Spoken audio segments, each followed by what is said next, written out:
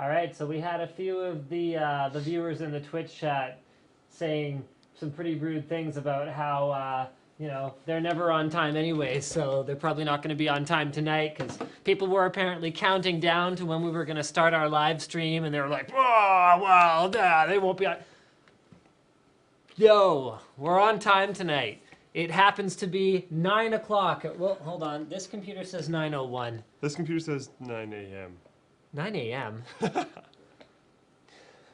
Did you set that? Because you just reformatted. It was probably you. You probably entered that. I'm just gonna. I mean, no wonder you weren't sleeping. There we go. Yeah, that was it. Yep, I'm blaming it on that. 100%. Yeah, that's probably why you didn't sleep It last wasn't night. StarCraft. Yeah, it wasn't StarCraft, and it wasn't the forum. It wasn't before. No.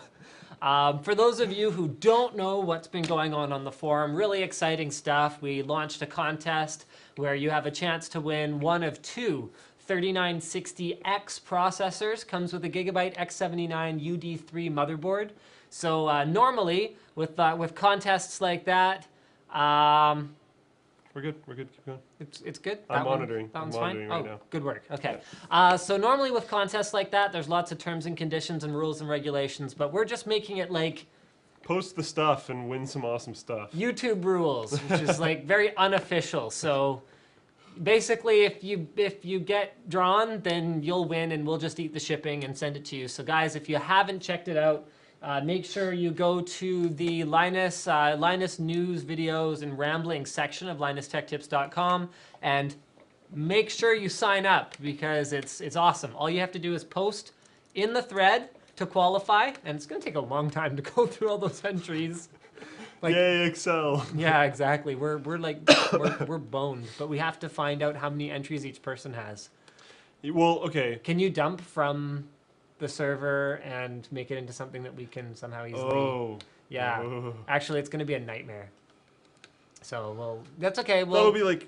We'll make Diesel help us. We'll get my wife to help us. We'll just go through it. So you can get more entries by not only posting in the thread, but also by sharing the contest around the internets and all that kind of good stuff. So I'm just going to make sure that the YouTube announcement actually went up. And it looks like I did manage to do that. Hey, like a boss. Okay, so let's go ahead and start with some Twitter Q&A. Let's kick things off with that. Of course, the big exciting thing happening this week is Pax East. I was like, what? I've been monitoring. No, I got new shoes. That is probably the least exciting thing that I've ever heard. I actually lied. I didn't actually, get new no, shoes. that is kind of exciting because then you wouldn't be wearing socks and sandals. I am not actually wearing socks and sandals right now, though. I am wearing my boots. So it's like socks and sandals in the winter boots in the summer. Yeah. Because we finally had like a good weather day here. Yeah, it was gorgeous. We filmed our first outside video in quite a while. Yeah, we did an outdoor unboxing today that also kind of turned into a bit of an adventure. Do you have the... I'm going to go grab it, but you might as well start talking about what we did. Okay, I'm going to stop monitoring because hearing everything that we're both saying about 1 to 2 seconds later is really confusing. So I'm just going to stop doing that. We got an Otter Box Armor. I think it's called Armor. It's absolutely ridiculous. It's huge. Now my laptop is playing it through the speakers. That is not helpful, laptop. Okay, so we got an Otter Box. I think it's called Armor. It's massive and huge and has a cover the screen and all this kind of stuff. It's supposed to work underwater for about 30 minutes. I don't remember the depth. And it's just huge and chunky, so it's supposed to be like crush resistant and all this kind of stuff. So Linus threw it up in the air as high as he possibly could. He threw it at a tree. He threw it at a rock. He threw it into a pond at which it hit a rock, but it hit water first, so it wasn't going that fast. And then we kicked it like pretty far, all the way back to where the car was, which isn't like a parking lot away. It was like a few parking lots and a street away. So it went through absolute hell. And for like scratches on the phone, it was okay. Although we did the submerge test underwater after he threw it all the way up in the air. And on one side, the hinges are a little bit funky. So it was a little bit separated, so water did get through. But we're thinking if we didn't totally screw it up by throwing it way up in the air, like 2 stories up, before doing the underwater test, that it might have actually been okay. He's going to bring it in. I don't know why it's taking so long, but he's coming. there's two gigantic metal hinges on the one side that latch on, and they're pretty hard to take off, but they latch on really, really tight. And the idea of the phone is that because it's water resistant, it latches on with an O-ring in between. So it seals, so water shouldn't get in. But then the other side is just kind of teeth. So you slot it in like that, and then it goes down, and then this side clamps down. If both sides had the clamps, like... Yeah, here we go. So here, I'm going to go ahead and hold this up to the camera. So here's the metal clamps that Slick's presumably talking about. And they're actually like super rugged. They're pretty beast. Yeah, you actually just... Ah, man, those are hard to get off, actually. Here's a fork. All right, so I need like something to pry it off. I did manage to get it off with my fingers before. But it was kind of tricky. So you loosen it there. There we go. So you pull it off there, and then the backing, these unclip, just like that, and then you pull the whole thing apart. So inside there's a cushion, and so these guys right here, there's little notches built into the plastic of this side, all down there, and then there are plastic little, I want to give you guys an angle that you can actually see. So there's little plastic pieces that go there.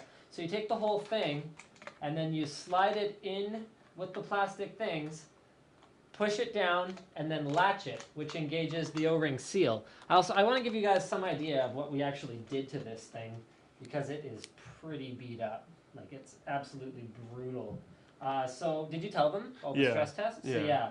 We threw it at a rock, we threw it at a tree, we threw it 2 stories up in the air, we kicked it a couple parking lots and a street across, and then we submerged it at some point. Yeah, so we had actually submerged it while we already knew that it wasn't quite working. And I brought my iPhone down here, but yeah, here it is.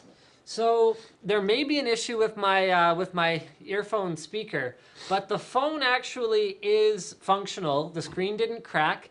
It did survive the abuse. So that to me is a positive indicator.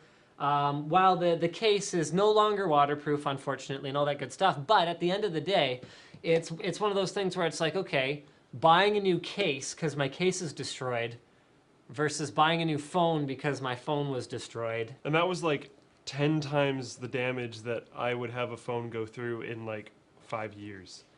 Within the time span of an hour. Like when I was kicking it, I was intentionally kicking it like into curbs and stuff, so that like I wasn't even trying to just kick it along the ground. He was kicking it into the most possibly damaging things he could. Yeah. And he was trying to kick it hard and like going over rocks and... I like how you say I was trying to kick it hard. He was trying. I kicked it hard. He was trying to kick it hard. Yeah, whatever, man. You're kicking it with a sandal. You were like, oh, I can't hit my toe. He's trying to kick it hard. Whatever, man. I think the point that we're trying, we should have done the water test first, probably. Yeah. And then my phone speaker would work. But I'm gonna do the rice trick. So you put it in a bag of rice and put it somewhere warm, and the water makes its way out. And I've actually seen phones that were malfunctioning rescued from that quite a few times in the past. So yeah, I mean, we'll give you another update next time we know more. Part of the reason we did this, I don't know if you told them this, but I am starting my Android. Where's my HTC? I don't know, man. I don't know where your phone is. Where the devil is the... Okay, well, whatever. The HTC One phone that I am switching to, I've officially put my SIM in now. So I'm done with the iPhone for at least 30 days and probably for good. I've already spent a little bit of time setting up some apps and getting some cool stuff going on with it, and it's getting it customized the way I like it. And it looks like...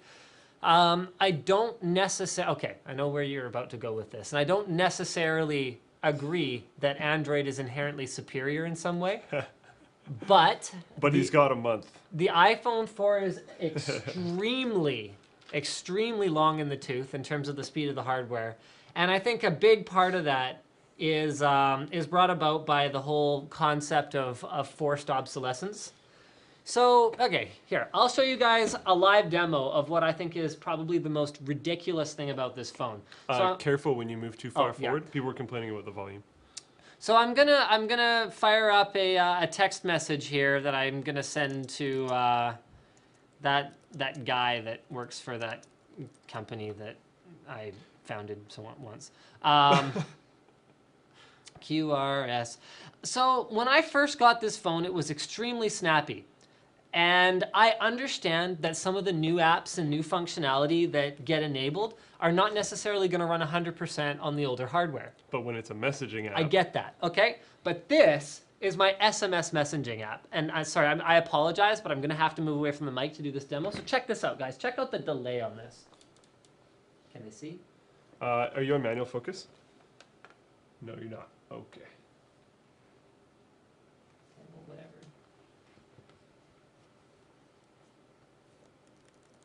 So it picks this time to not lag, but you guys will just have to trust me on it. I've seen it. If that helps at all, I've seen him typing, and he types a few letters and gets gets a word or two in, and then all of a sudden it's like, I'm gonna decide to catch up now. It feels like typing on a Pentium 1, and typing really quickly in Word 2010.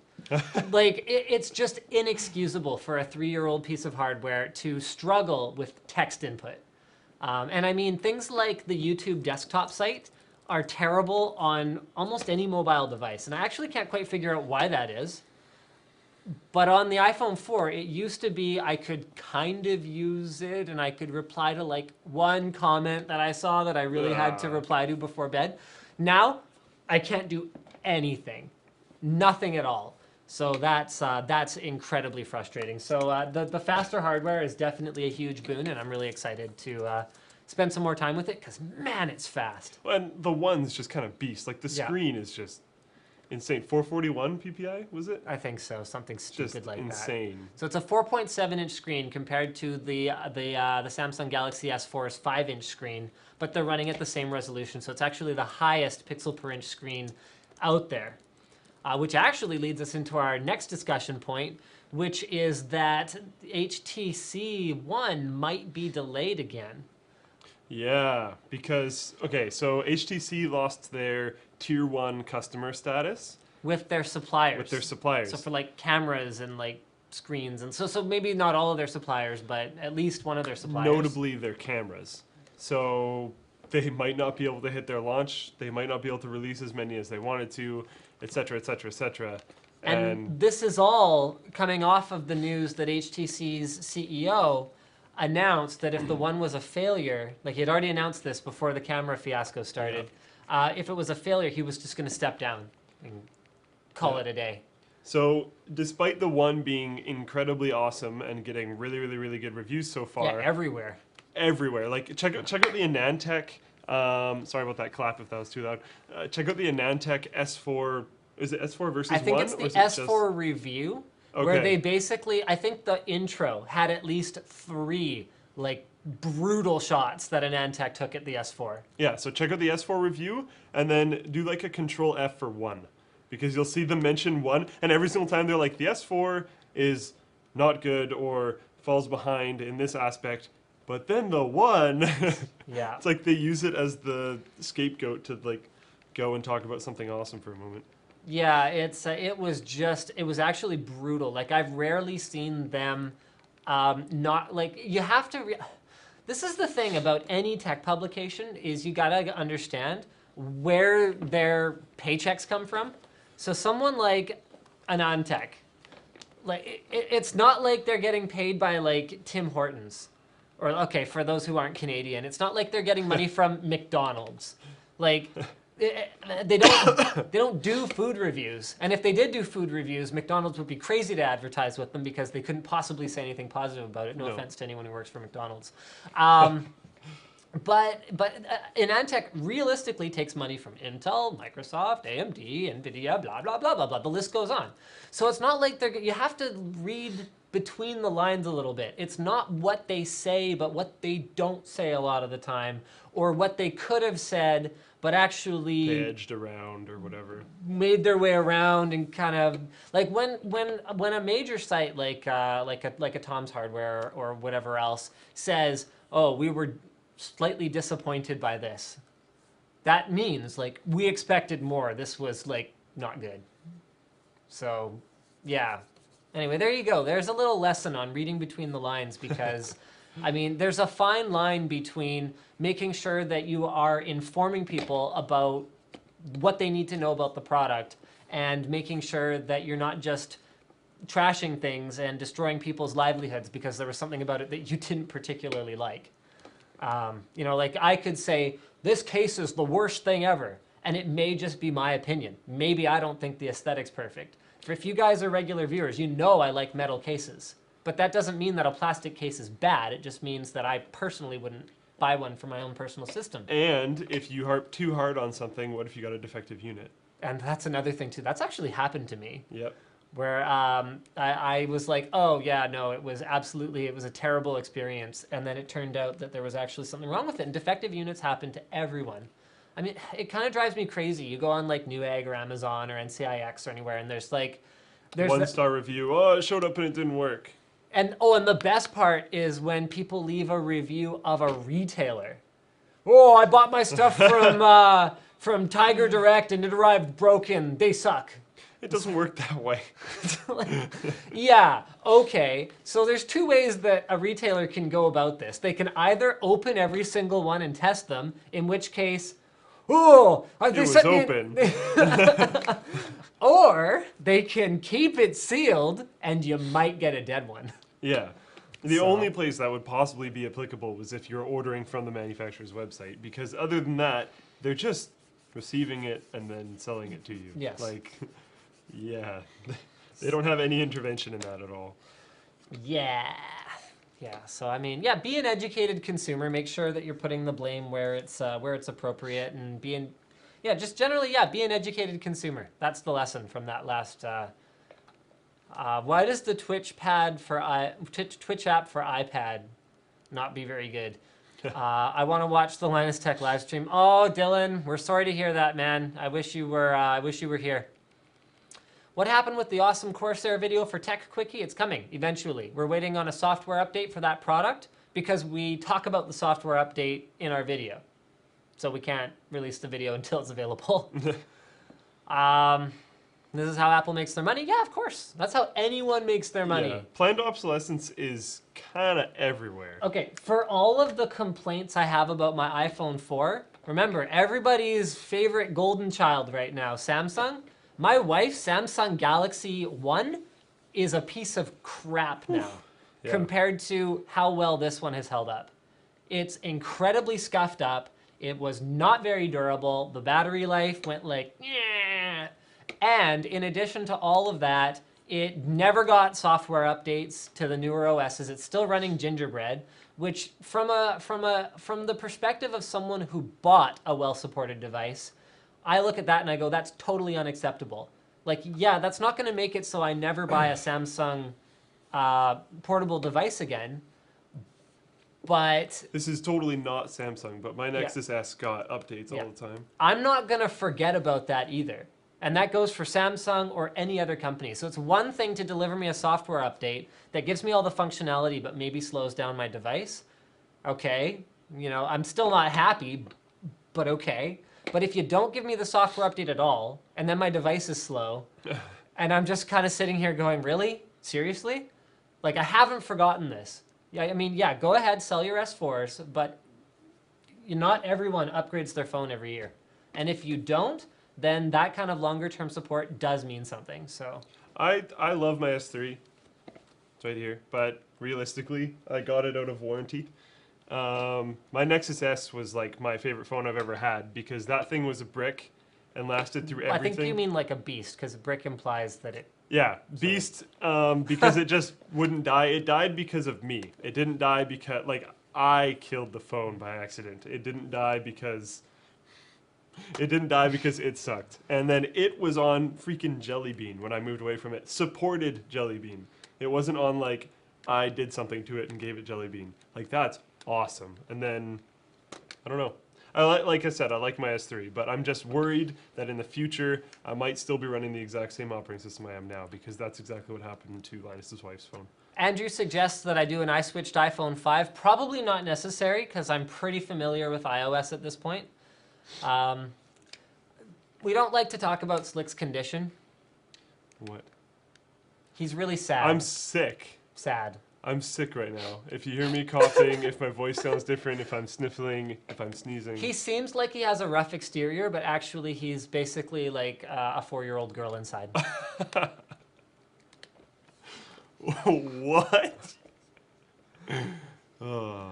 Blah, blah, blah. Lots of motherboards, good for overclocking. Yeah, we're on time. How does the armor compare to the LifeProof? I would love to check out the LifeProof. If anyone knows anyone who works at LifeProof, get them to give me a ring, and we'll destroy their case too. I'm not sure how impressed OtterBox is going to be with our overview of the armor, given that we actually destroyed it. It's legitimately broken. Yeah, we broke it. So yeah. I wish there was a water block for the X79 Sabertooth. Yeah, it's a shame having little fans and otherwise awesome motherboards. What are your thoughts on custom motherboard covers? Building them. Materials, aesthetics, thermal properties. Well, aesthetics are fine. If you really want the aesthetic, grab a Sabertooth, speaking of the Sabertooth. Materials-wise, just be careful. Make sure it's not something that's going to be a static issue. As for thermal properties, it will make your thermals worse. So just be aware of that. That's all.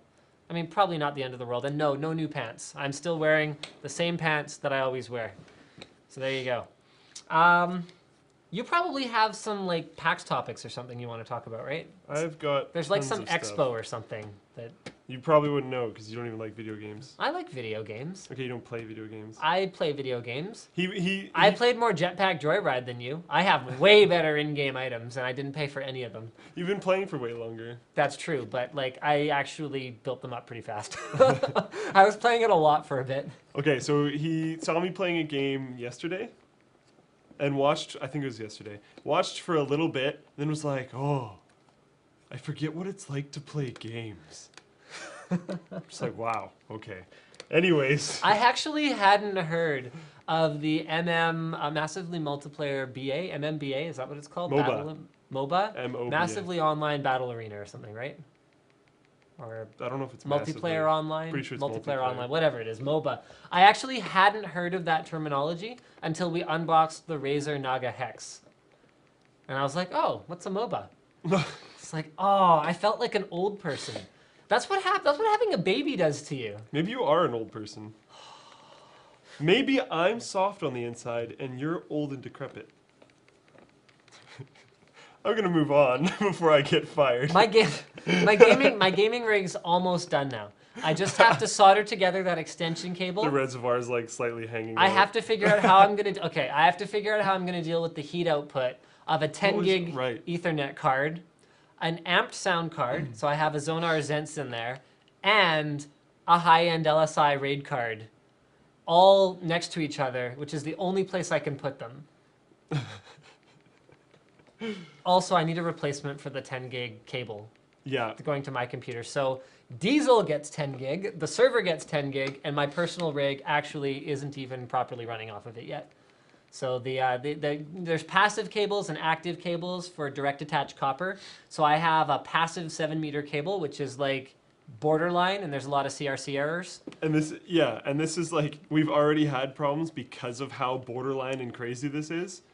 And now we have another problem, which isn't like, oh my God, they're bad cables. It's just like, this is kind of ridiculous technology. Well, they said it has to do with the transmission power of the switch as well. But I mean, you can't blame the switch because there's like 10 gig, 7-meter, it's just... When you put together multiple bleeding edge ridiculous technologies, there's often problems. Yeah, sometimes you bleed.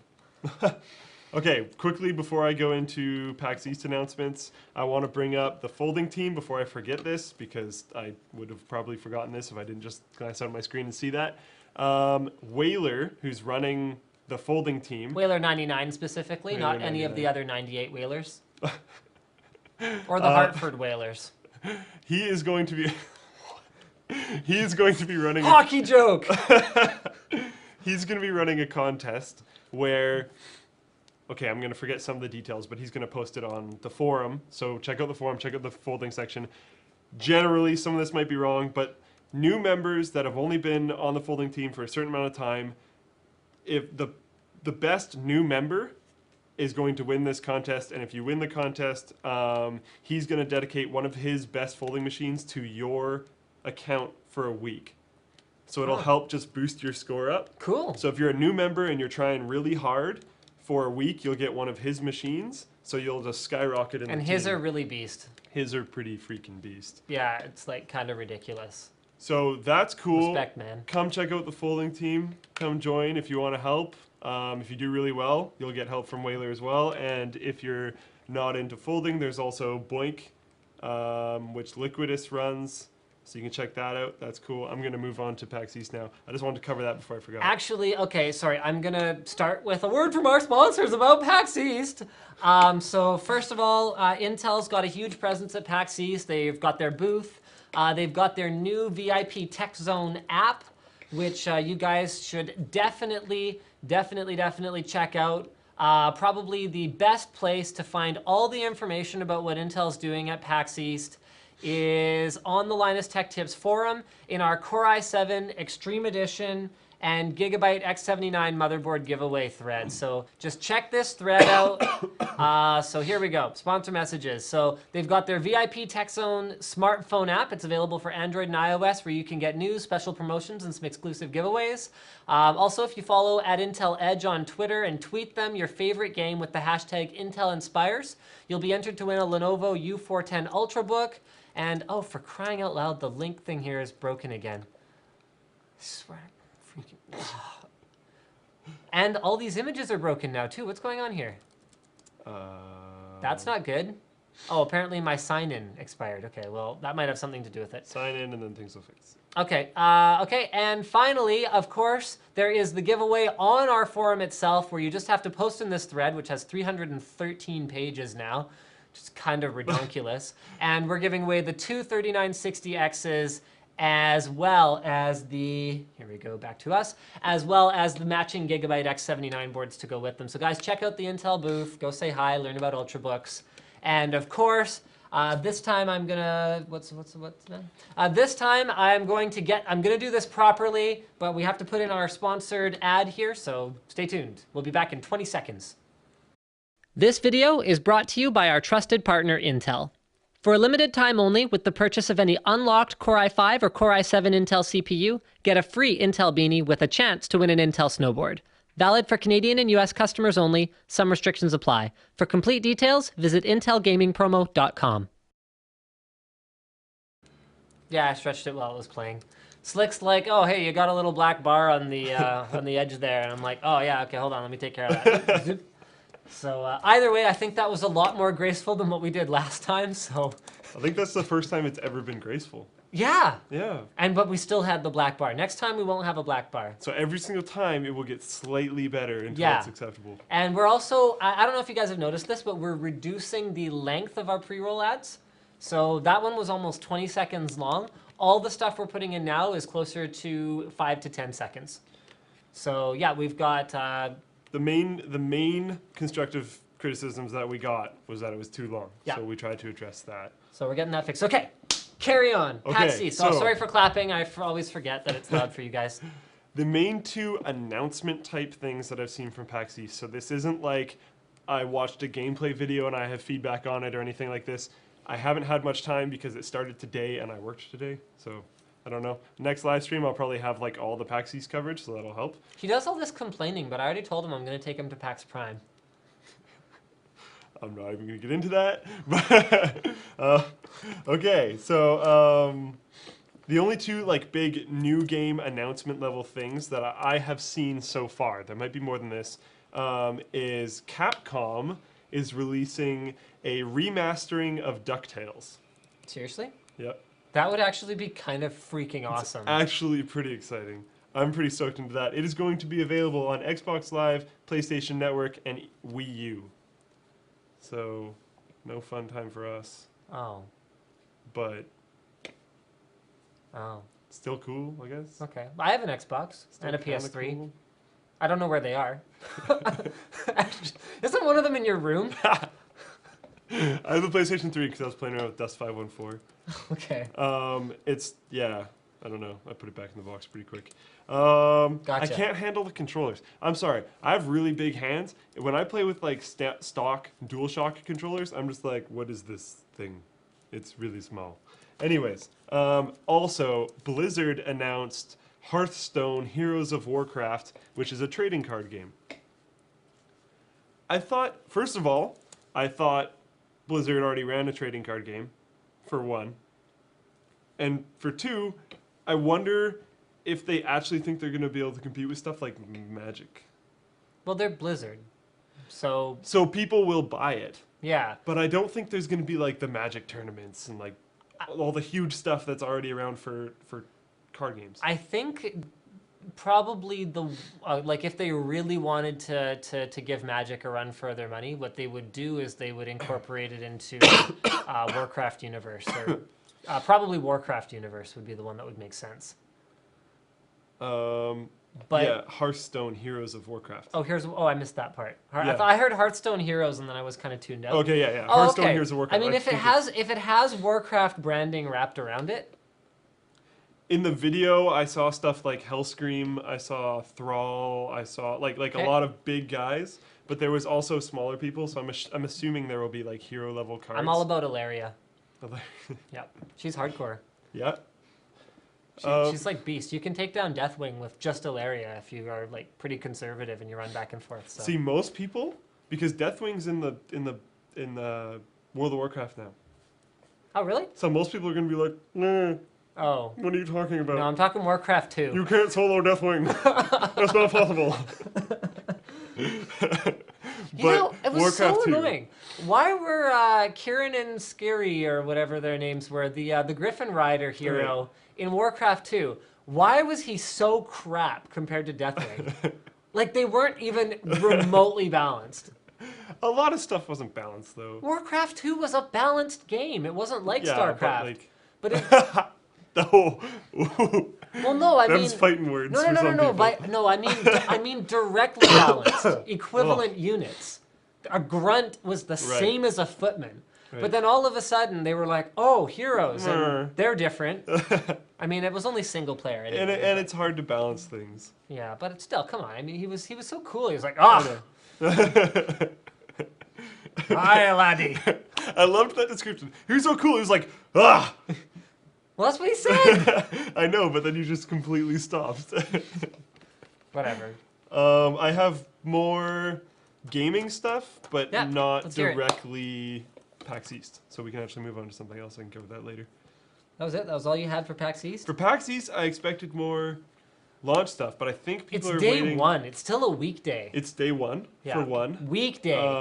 Yeah, Weekday it's one. weekday day one, so there might be more coming. I'll try and post stuff in the gaming section of the forum as it kind of comes live. So I'll post like bigger information about the two announcements that I just did with more details, and I'm just going to post more stuff there in general, as well as updates over the weekend. But I'm also expecting people are holding their cards for E3 and PAX Prime. Okay. So I'm expecting bigger announcements for E3 and PAX Prime. So that, I don't know. Because PAX East is pretty big, but it's not E3 and it's not PAX Prime. I would love to go to E3. I'm still trying to make that happen for us. We did CES, and the feedback was really good on the coverage that we did for CES. So, so the one that I was targeting, because I mean, we talked about PAX East, but I thought it was going to be too soon, just in terms of like getting our stuff together and getting into a bit of a routine with the new company. But I think E3 might be doable, and pretty much like 95% will be doing PAX Prime. So it's going to be exciting. Hopefully make it to E3. That'd be pretty cool. There's been a lot of people asking for more gaming stuff from us. Yep. And we are trying to expand. It's just interesting trying to feel it out and figure out what angles we want to take on things and how we want to make our own unique approach to the situation. So Yeah. we are trying. It's just interesting. It's always going to be a hardware angle from us, to be perfectly honest. Like, we're never going to be those guys that are all like, holy crap, there's this mod coming for this game from this indie developer. You know what? There's enough guys out there talking about that. I mean, we'd still love to look at it from okay, here's this new game. Let's talk Tress FX engine in the Tomb Raider game, powered by AMD's compute. Like that's the kind of stuff that we want to talk about, but we do want to make sure that we're staying focused on that gaming stuff. So, Yep. Should we do some Twitter Q&A for a bit, or do you want to jump into topics? you know what? Let's do Twitter Q&A, but first I want to talk about a feature that I found in Hootsuite that made my life easier this weekend, but actually really annoyed me. Scheduled tweets? Yeah, how do you know? Best an assumption. Okay, no, not just scheduled tweets. It's more than that. So if I logged into Hootsuite and I just have a free account. So I'm not paying for a premium account. So Hootsuite is a social media platform management tool. For those of you who live under a rock and haven't heard of Hootsuite, you can use it to do things like schedule tweets. You can manage streams. You can have a team of people managing the social media as opposed to just one person. So if your name is, say, for example, Coca-Cola, then a tool like Hootsuite, you're not going to have like one dude replying to every tweet that Coke gets. So they have a thing in there, and I was scheduling out some tweets for this weekend because part of the giveaway deal for me to get those extreme editions to give away on the forum was that I have to do some tweets about the Intel PAX presence and make sure that that people are checking out the new app and keep on. Oh, signing up for the Lenovo giveaway and all that good stuff. Speaking of which, sorry, I just wanted to find a good spot to cut you off there. We did work to get you guys those awesome items. A lot of people have been saying like, "Holy crap, this is the best giveaway ever." Yeah. I was up till 5 a.m. last night, sort of tying together all the last few things to get that launched. So we love you guys, and you know what? To be perfectly honest, there was potentially an extreme edition in it for us, but we gave away 2. Yeah, because we were instead, because we have enough extreme editions. And 2 is just just better than 1. So I think we're up to internal use. We have 4 extreme editions at this point. We use them all, which is ridiculous. We use them all. Diesel's editing rig, the thermal test bench, the video card test bench, and my machine. But whatever. Use them all. Yeah, we use them all. The extreme edition in Linus's machine that gets used for word processing. And tweeting. Anyway, I was in Hootsuite and I was putting together the tweets that I wanted to send out this weekend. And there's a new feature that automatically schedules your tweet for the optimal time for more people to receive it. Whoa, didn't know about that. So basically, no, it's a new feature. They introduced it to pay customers, I think, a few months ago. There's no information from Hootsuite about what exactly is an optimal time. So it's probably something to do with time of day. It's probably something to do with not having tweets go out a couple minutes away from each other because that limits the exposure. I've seen this with YouTube videos. If I launch 2 YouTube videos at the same time versus scheduling them out 12 hours apart, that's much higher impact. So you can't schedule for a particular day with it. So you basically just sit there and write tweets and just click auto schedule. Oh, wow. And I was just like, what is exactly the social aspect of this? Because I use Twitter for interaction. That's what I actually use it for. I almost don't even tweet my own stuff. I just talk to people. And that is the way, like, I think that was what Twitter was initially meant for. But it has turned into something where, and I was doing some research about tweet reach. Are you familiar with tweet reach? Okay, so tweet reach is a tool that allows you to search for like a hashtag or a keyword or even an entire tweet and see the reach. So reach is an advertising term. The reach and the impressions. Impressions is another advertising term for how many eyeballs looked at it. So you can see the impressions of a tweet based on how many times it was retweeted and by who to who.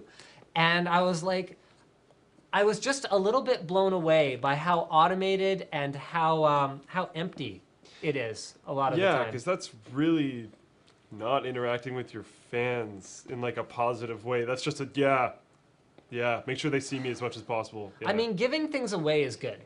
Yeah. Promoting contests on Twitter, you know what? Honestly, that's cool. If you want to give away Ultrabooks, give away CPUs. I'm sure people aren't going to be upset that you're trying to give them a free extreme edition. But it shouldn't be all the time. And you shouldn't be just like scheduling out your daily interaction on Twitter. Like I picture like the social media sort of person for a company showing up at work, typing up, 30 tweets, clicking auto schedule, and then like chilling by like the coffee machine for the rest of the day. Like, they don't care anymore.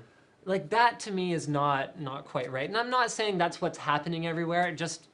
It put that image in my head and it made me kind of unhappy. The fact that it's an option and realizing that a lot of the people that are doing these jobs, because for us, it's our personal accounts. Yes. Same with Diesel. So Slick owns his Twitter account. That's not something he does for Linus Media Group. Yeah. So and you own yours and Diesel owns his. Like all of us run our own personal Twitter accounts. And it's semi-optional. Semi-optional. Well, I told you to get Twitter. I told you to use Twitter, but it's at the end of the day, it's up to you how much you interact and how much you work on it. So you know what's coming from us Yeah. is more our personal stuff. I've got like pictures of my cats on there all the time. And, Yeah. like, you know. Yeah. So that's cool. When you're reading stuff from, say, not to rip on Coke again. Maybe I should pick someone else. Yeah, pick on someone else. Pepsi. Let's say like Cisco. Does Cisco even have Twitter? I don't know. I But have Cisco, no idea. Let's go Sure. with that. Say you're reading something from a huge company like Cisco. They're going to be sitting behind a PR firm who's going to be running their Twitter.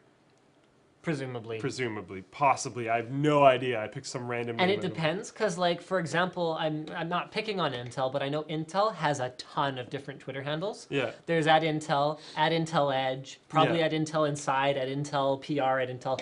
So there's lots of different ones, and some of them I know are run by Intel. I know that. Oh, okay. So maybe with some companies they outsource their entire Twitter, but even some big companies I know are actually managing their own Twitter. Yep, yep. So, and I know, anyway. at the same time, with some of these groups, there's guys sitting behind those social media accounts that are awesome.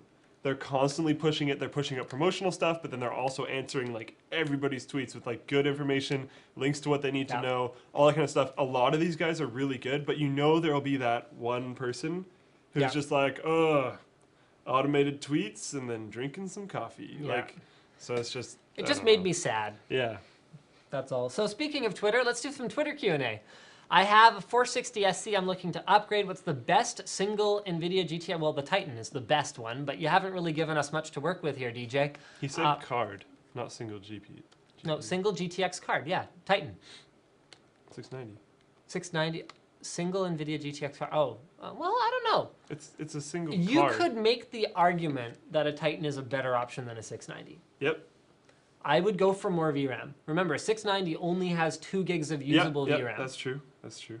It depends on a situation, I guess. No micro stutter, lower power consumption, Titan was really smooth. quieter operation. 690 is still more powerful. Yes. But he said best, which is well-rounded, I guess. Best. What does best mean? I don't really know. The Titan is lighter. Weighs less. Actually, I think it probably weighs about the same. I don't know. I don't think that's a benchmark that people really care that much about.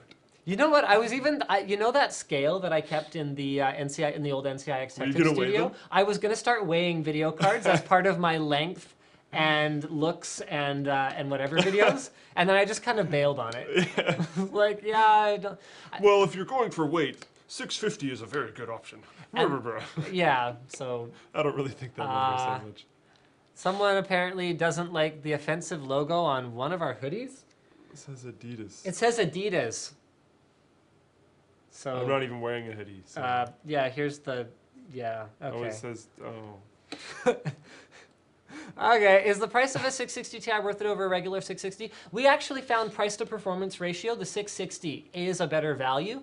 However, if you want to push it to the next level and really start enabling those better details, anti-aliasing, all that stuff, Yeah, and another thing you 660 can Ti do. is a good option. Yeah, and another thing you can do is we've released a few of them now, and I will continue to release a bunch of them. Next one that is planned is Tomb Raider, but we're going to be doing graphics card roundups per game.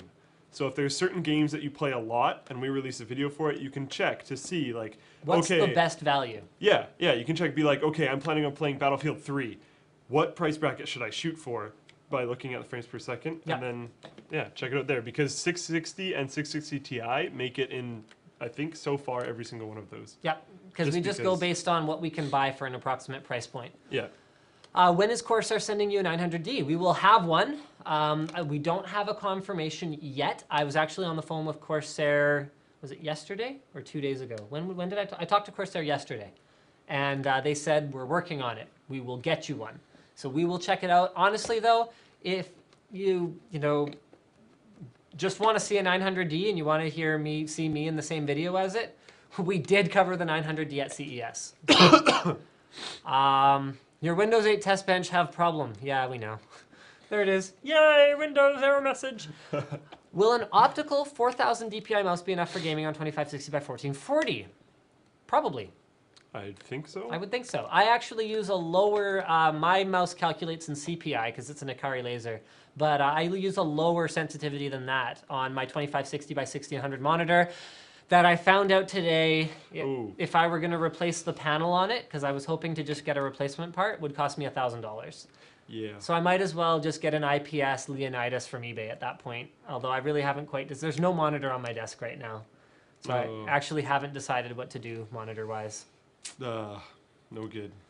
Sad. Not only does he not have his face. gaming machine actually running yet, he doesn't have a monitor. OS is installed. It's tested out. I just have to finish it up physically. Stop. What? Should Nintendo... Should Nintendo / Game Freak release a Pokemon MMO? Actually, that would be amazing. Are you going to say no? Check out Poke MMO. Google Poke MMO. Yeah. Bam. You can play it. It's not actually released by Nintendo or Game Freak, but they don't actually seem to be attacking them in any way. There was a huge patch very recently released, massive one. They finally implemented Elite Four. They finally have, as far as okay, these are patch notes that I read a while ago, so these could be fairly inaccurate. But yeah, Google Poke MMO. I call it Pokemo just because it's really easy to say that way. Pokemon. Yeah, massive patch recently released. It seems like guys are kind of working on this just in their free time, so it isn't going super fast, but the most recent patch made it like much more playable than it was before because it unlocked a ton of more zones. I think you can get Mewtwo now. I think 2 versus 2 battles might be enabled now. Really? I think spectator mode is enabled now, so you can watch people fight. I think Elite Four is in like a lot more Okay, hold on. game. I got someone ripping on me for thinking that Pokemon was a good game. Pokemon was an outstanding game. Pokemon was freaking amazing. I never watched the show once. I'm not like some kind of Pokemon kid or whatever. I'm older than him, so I saw season 1 when I was a kid and then stopped. But Pokemon the game is amazing. Yeah, it wasn't quite my generation, but Pokemon, the Game Boy game, was freaking outstanding. It was a great RPG, and I got Pokemon Blue in my room, man. And the gameplay, like the concept of the game, lends itself perfectly to MMO. Yeah. Heroes out there collecting Pokeballs, and instead of having like stupid people arranged on a bridge such that you can't get past without them seeing you, and like you might as well just have like random. Some of them you can avoid because they look the other way. Yeah, or whatever. yeah. Come on, I played the game too. I know. I actually wasn't trying to say that. Player collision is not in the game, so you run through people. Really? I think NPC collision is still in. Okay. But just like to clear that up so that there isn't like random players just, haha, you can't get across Nugget Bridge because I'm standing in between one of the trainers and you. You can walk through people. But yeah, like, oh man, Pokemon MMO would actually be sick. I'm tempted to kind of tempted to try it. The last time I actually played, you couldn't do Elite Four. You got to buy it. You got to buy it, your Pokemon. It's really like, yeah, it's a really light game, obviously, and you just play it on PC, obviously. So it's really easy to run. Don't worry about if your computer sucks. It's fine. Someone thinks our live streams are awesome. Good work, Michael. Can you suggest a good screen to use for gaming on 3 screens? It's about $200 per screen. Funny you should bring this up. Wow. Fist bump to you. I'll let you start. I'm going to go get one of these monitors. The best segue ever. The best one. I can't remember the model name because Acer's model names of things are insane. But we just did a video for NCX Tech Tips today on a monitor, IPS monitor, great viewing angles. I believe it's 1080p. I believe it's 23-inch. It's 23-inch, right? Yeah, 23-inch. 1080p? Yep. So it's 23-inch, 1080p. The bezel, the actual physical bezel, is ridiculously small. Yeah, 0.08 inches. Right, but then less the glass... than 1/10 of an inch. Yeah, the glass extends past the display. So that bezel is insanely small, but you can see in the picture... Okay, so the bezel's like here. And then there's a segment here in between where it's just black glass, but it's like a single sheet of glass over the whole thing. So sorry, go ahead. I don't know where you were. And because there's no physical bezel that goes that is closer to you than the screen is, when they're all lined up together, it works really, really well. Yeah, it's instead of faffing about with them for like 20 minutes to get it looking acceptable, they flush up against each other really nicely, and they are, even still, it's not a 0.08 inch total dead space. It's smaller than most monitors, and just the fact that they're so thin and glass, and like we had it set up today at the NCIX Tech Tip studio. We had 3 of these bad boys set up. So this is the BID something. BID, or no, H236HLBID. So it's IPS, 5 millisecond response time, 1080p, glass front, just outstanding monitor, and Really it's good looking. $179.99. So Yeah. right there, So that's right there, slightly folks. under your price point and just totally awesome. Just actually beast. It doesn't have height adjustable stand, and like it doesn't have a great stand at all. It seems like a nitpicky detail though when you're kind of going, okay, well, what's the best surround game? I mean, here's the problem with surround gaming on TN panels. So most gaming monitors out there are using TN panels, which are very responsive, but they have poor viewing angles. Yep. And when you're setting up a surround config, it's not always possible to make it so that those peripheral monitors are directly facing your eyes at all times. Yeah. So you end up with weird washed out colors, or you end up with color shift, which is when the actual quality of the colors change depending on the angle. Which is, It's very distracting. I would much rather game on a good quality IPS surround setup than a TN setup any day of the week. And I mean, we checked out the response time. It wasn't bad. it was pretty good. It was pretty good, even compared to a gaming grade TN panel that we looked at pretty recently. IPS technology is getting a lot better. It's kind of awesome, Yeah. actually. Yeah. And viewing angles on it were like perfect. You were like, They were really good. and Yeah. you could still just see it perfectly. And like we film it, but the camera doesn't really pick it up quite as well as a human Yeah. eye does. So as it like distorts a little bit in the camera, it was better than that. And if you get one of the IPS panels, you'll realize like on almost any of them, it looks a little bit better than it will in your camera. Yeah. So yeah, that took care of that. Get well soon, Slick. Thanks. Toby Driver, of course, there. Yep, send them a message. Maybe they'll work on it more. What do you think about Richard Garriott's new game? I'm going to wait for Yahtzee's review of his new game, and then I will formulate my opinion based on his, because I'm sure even if he's wrong, it'll be absolutely hilarious. I don't know, it's not out yet. It's some, I forget what it is. It's something. Isn't that who totally bailed? And then I don't think it was Richard Garriott, but someone totally bailed on a huge project to make a Connect 3 game. I have I really don't think it idea. was Richard Garriott, but just bringing that up reminded me of this. No. Who was it? I don't remember the guy's name, but he bailed on a really big project that's been doing really well to make like a Bejeweled game, basically. And everyone's just like, what? I don't remember who it was. Damn. How fast is your internet at home? It's 100 down, 5 up right now, but I'm waiting for Shaw to hurry up and roll out 250 down, 15 up in my area. Please tell me the reason for making fixed side bezels on monitors. And is it really costly to make thin bezels? It's costly in terms of defectives because the bezel actually protects the screen and the backlights and the internals in a big way. Whether it's in shipping or whether it's just general wear and tear, the bezel genuinely protects it. So, I mean, I've asked myself the same question because if you look at Samsung's 8000 series and 9000 series smart TVs, they have bezels that are thinner than most notebooks. Yeah.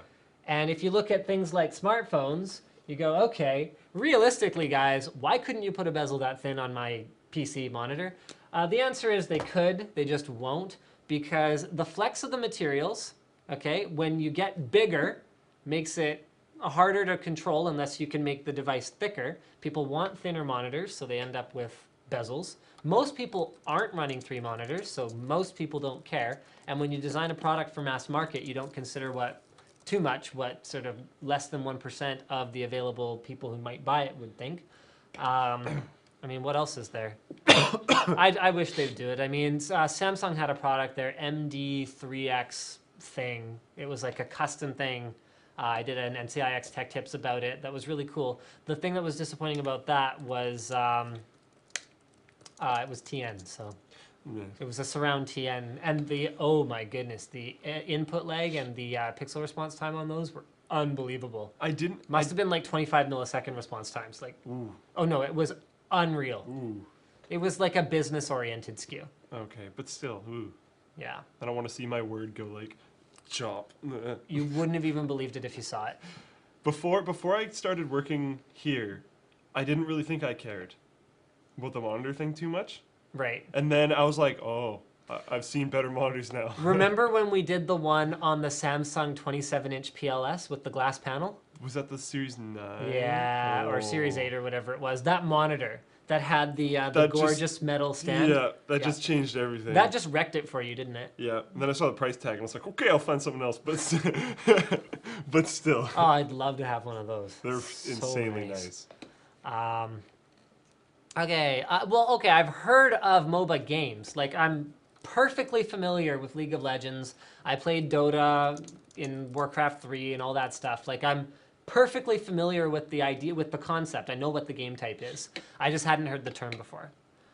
Yeah. I know your GPU tests compare 3 price points, but the 650 Ti and 7850 are very popular cards. Can you test those too? We'll look into adding more cards, but bear in mind, guys, the more cards we add to these and the more price points we add, the more of a delay there will be between releases and the longer it'll take us to address new games as they come out. Because every time I have to go through and I have to find an applicable benchmark, which takes a while, because not only do I have to go through the game and find a 2-minute segment, which can be done very consistently, which pushes the card enough, but doesn't have anything, like I just said, that would make it inconsistent, that doesn't have any stop events in it, that doesn't have any points where everything, like where it's a big door and I have to wait for half the benchmark for the door to open, or the game saves and goes into a cinematic, blah, blah, blah, blah, blah, blah, blah, all this kind of stuff. And then I have to run it a whole bunch of times and calculate and see how close I can get every run to make sure that there isn't a big differential. Cinematic gaming just destroys benchmarking. It's crazy. Like,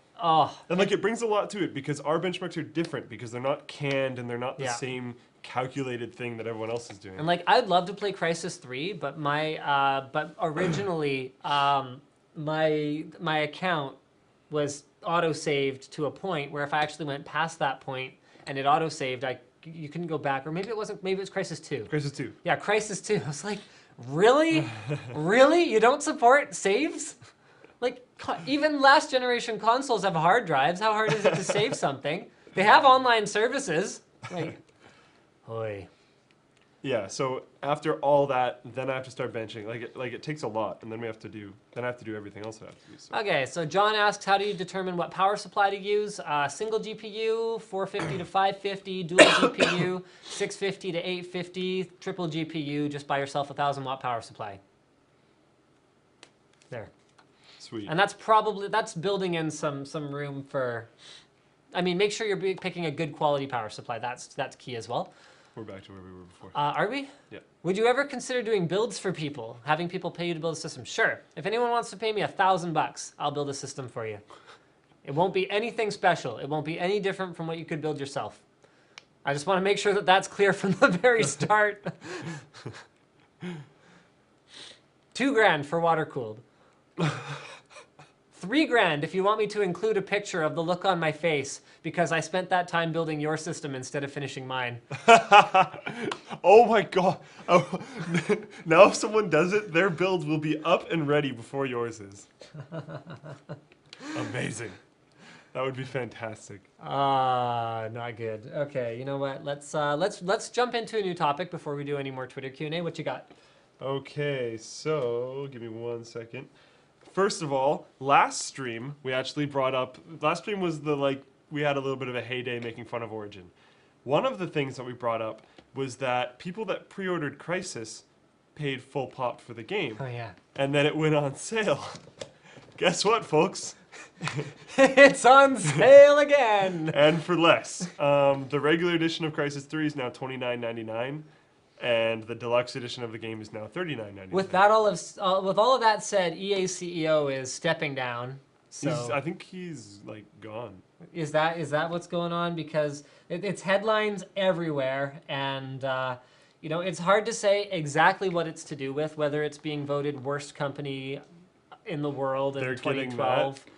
Are they going to get it again for 2013? I heard they're like consecutive winners or whatever. Did they get it again?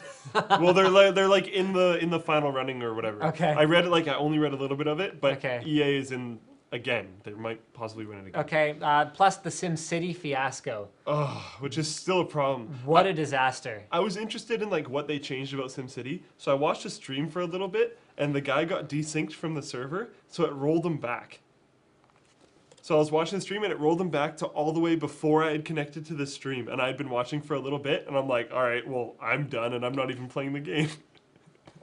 Wow. I was like, I don't care anymore and I'm not even the person playing. Imagine you lost all that time because it syncs back to the last time the server had synced. And the stupid thing is, it's one thing if like it's your fault. Like when Yeah. I'd be playing Final Fantasy VI, and I'd be like, pretty close to the end of this dungeon, I think. I should probably hit that save point. I was like, yeah, I'm so buff and overpowered, whatever. And then like, you know, Vargas kicks my butt with his stupid bears that I can't figure out how to do Sabine's blitz combo because I'm like 9. You know, so it's one thing if it's my fault, but if you're supposed to be managing my autosaves, then you better be managing it. Yeah, in Morrowind, if you die and you lose your save, you're upset. In SimCity, if the server desyncs and you lose your game, you're pissed off. Yeah, you rage quit. Yeah. Like it's a completely different situation. Yeah. Other than that, we've got HCC thing, which I already covered, and then I've got these 2 topics. Not saying them out loud because I'm not sure when we're going to actually start talking about them. Yeah, let's do those. Okay. First, we got into a little bit of a discussion earlier today, and then we paused.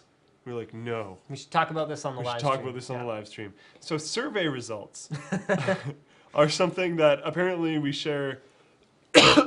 Sorry, we share views on. Survey results are a little bit interesting. Things like Steam's surveys, I personally find a little bit more accurate than most. Valid. Okay, so this started when we were in the middle of a shot, like doing something, and I got a call on my phone from an area code I didn't recognize, and I was like, oh, I should probably take this just in case it's related to some important thing. And it was someone that wanted me to take a survey on the media representation of lifestyles in British Columbia, which is the province that I live in. And I was like, really? As if anyone has time for this. But the reality of it is, someone replied to that survey. Who was it? Do they actually represent the views of anyone who has a life? And like you're calling in working hours too. Yeah, calling during work hours. So who do they actually get to talk to them about in this weird topic? Like, really, that was what it was. It was like the media's portrayal of lifestyle. And like that makes me think like, oh, lifestyle in BC, interesting. But we're like the least interesting people. We're lazy people that like hanging out. The way I interpreted it was like, not lazy. How do you feel like do you feel like you look at a show like Friends, where like none of them have good jobs, but for some reason they can all afford. Okay, none of them. 2 of them Okay. have great jobs. Okay, but the others don't. Okay, whatever. You look at any sitcom. Yeah. Okay, look at like Big Bang Theory, where they like it's okay. The professors are fine, but you look at like the girl. Yeah, yeah. How does she have this huge apartment? Like awesome apartment. And she's a waitress. Yeah. And like spends all this money. Because that's another thing too. It's not just about like the houses they live in, but like you look at all the money these They people go and spend. eat a lot. They buy a lot of stuff. They've got a baller apartment. So I think it was one of those kinds of things. I'm like, okay, so you're asking all the people who don't have anything to do right now in the middle of a day on a weekday. And I'm not saying everyone works 9 to 5 Monday to Friday. I understand that. So it's not like they're talking to only people without jobs. But mostly they're probably talking to people without jobs. Yeah. And like even completely taking any negative thing that he has said so far and might go into, this is taking a very small demographic, whether that's bad or good. Yeah. You're getting a singular demographic. And then you're reporting these results. Who are you reporting these results to? What are they changing? What are they doing? Is this like for a lobbyist group or like No idea. That's the thing is like these surveys, you don't know who's replying to them. You don't know what they're going to impact. And it's one thing to be like, oh, well, Linus, if you're so upset about it, why don't you reply to the survey? Well, because I actually have better things to do than reply to every survey. Like prepare for a live stream so that it's on time. Like finish filming the shot that I'm actually in the middle of right now. It stopped a shot. Yeah, we had to cancel shooting. Yeah. Because he was like, oh, this could be important. And it could have been. Well, it's from like Pennsylvania. I was like, who do I know in Pennsylvania? But who knows? But like, who I don't knows? know. Like it could be like, you know, Aquaman. That would be important. That would be important. That could be. Actually, that might not be that important. He's probably not going to say that much stuff. I'm Aquaman. Although he might be helping. Actually, it's not Aquaman who talks like that. No.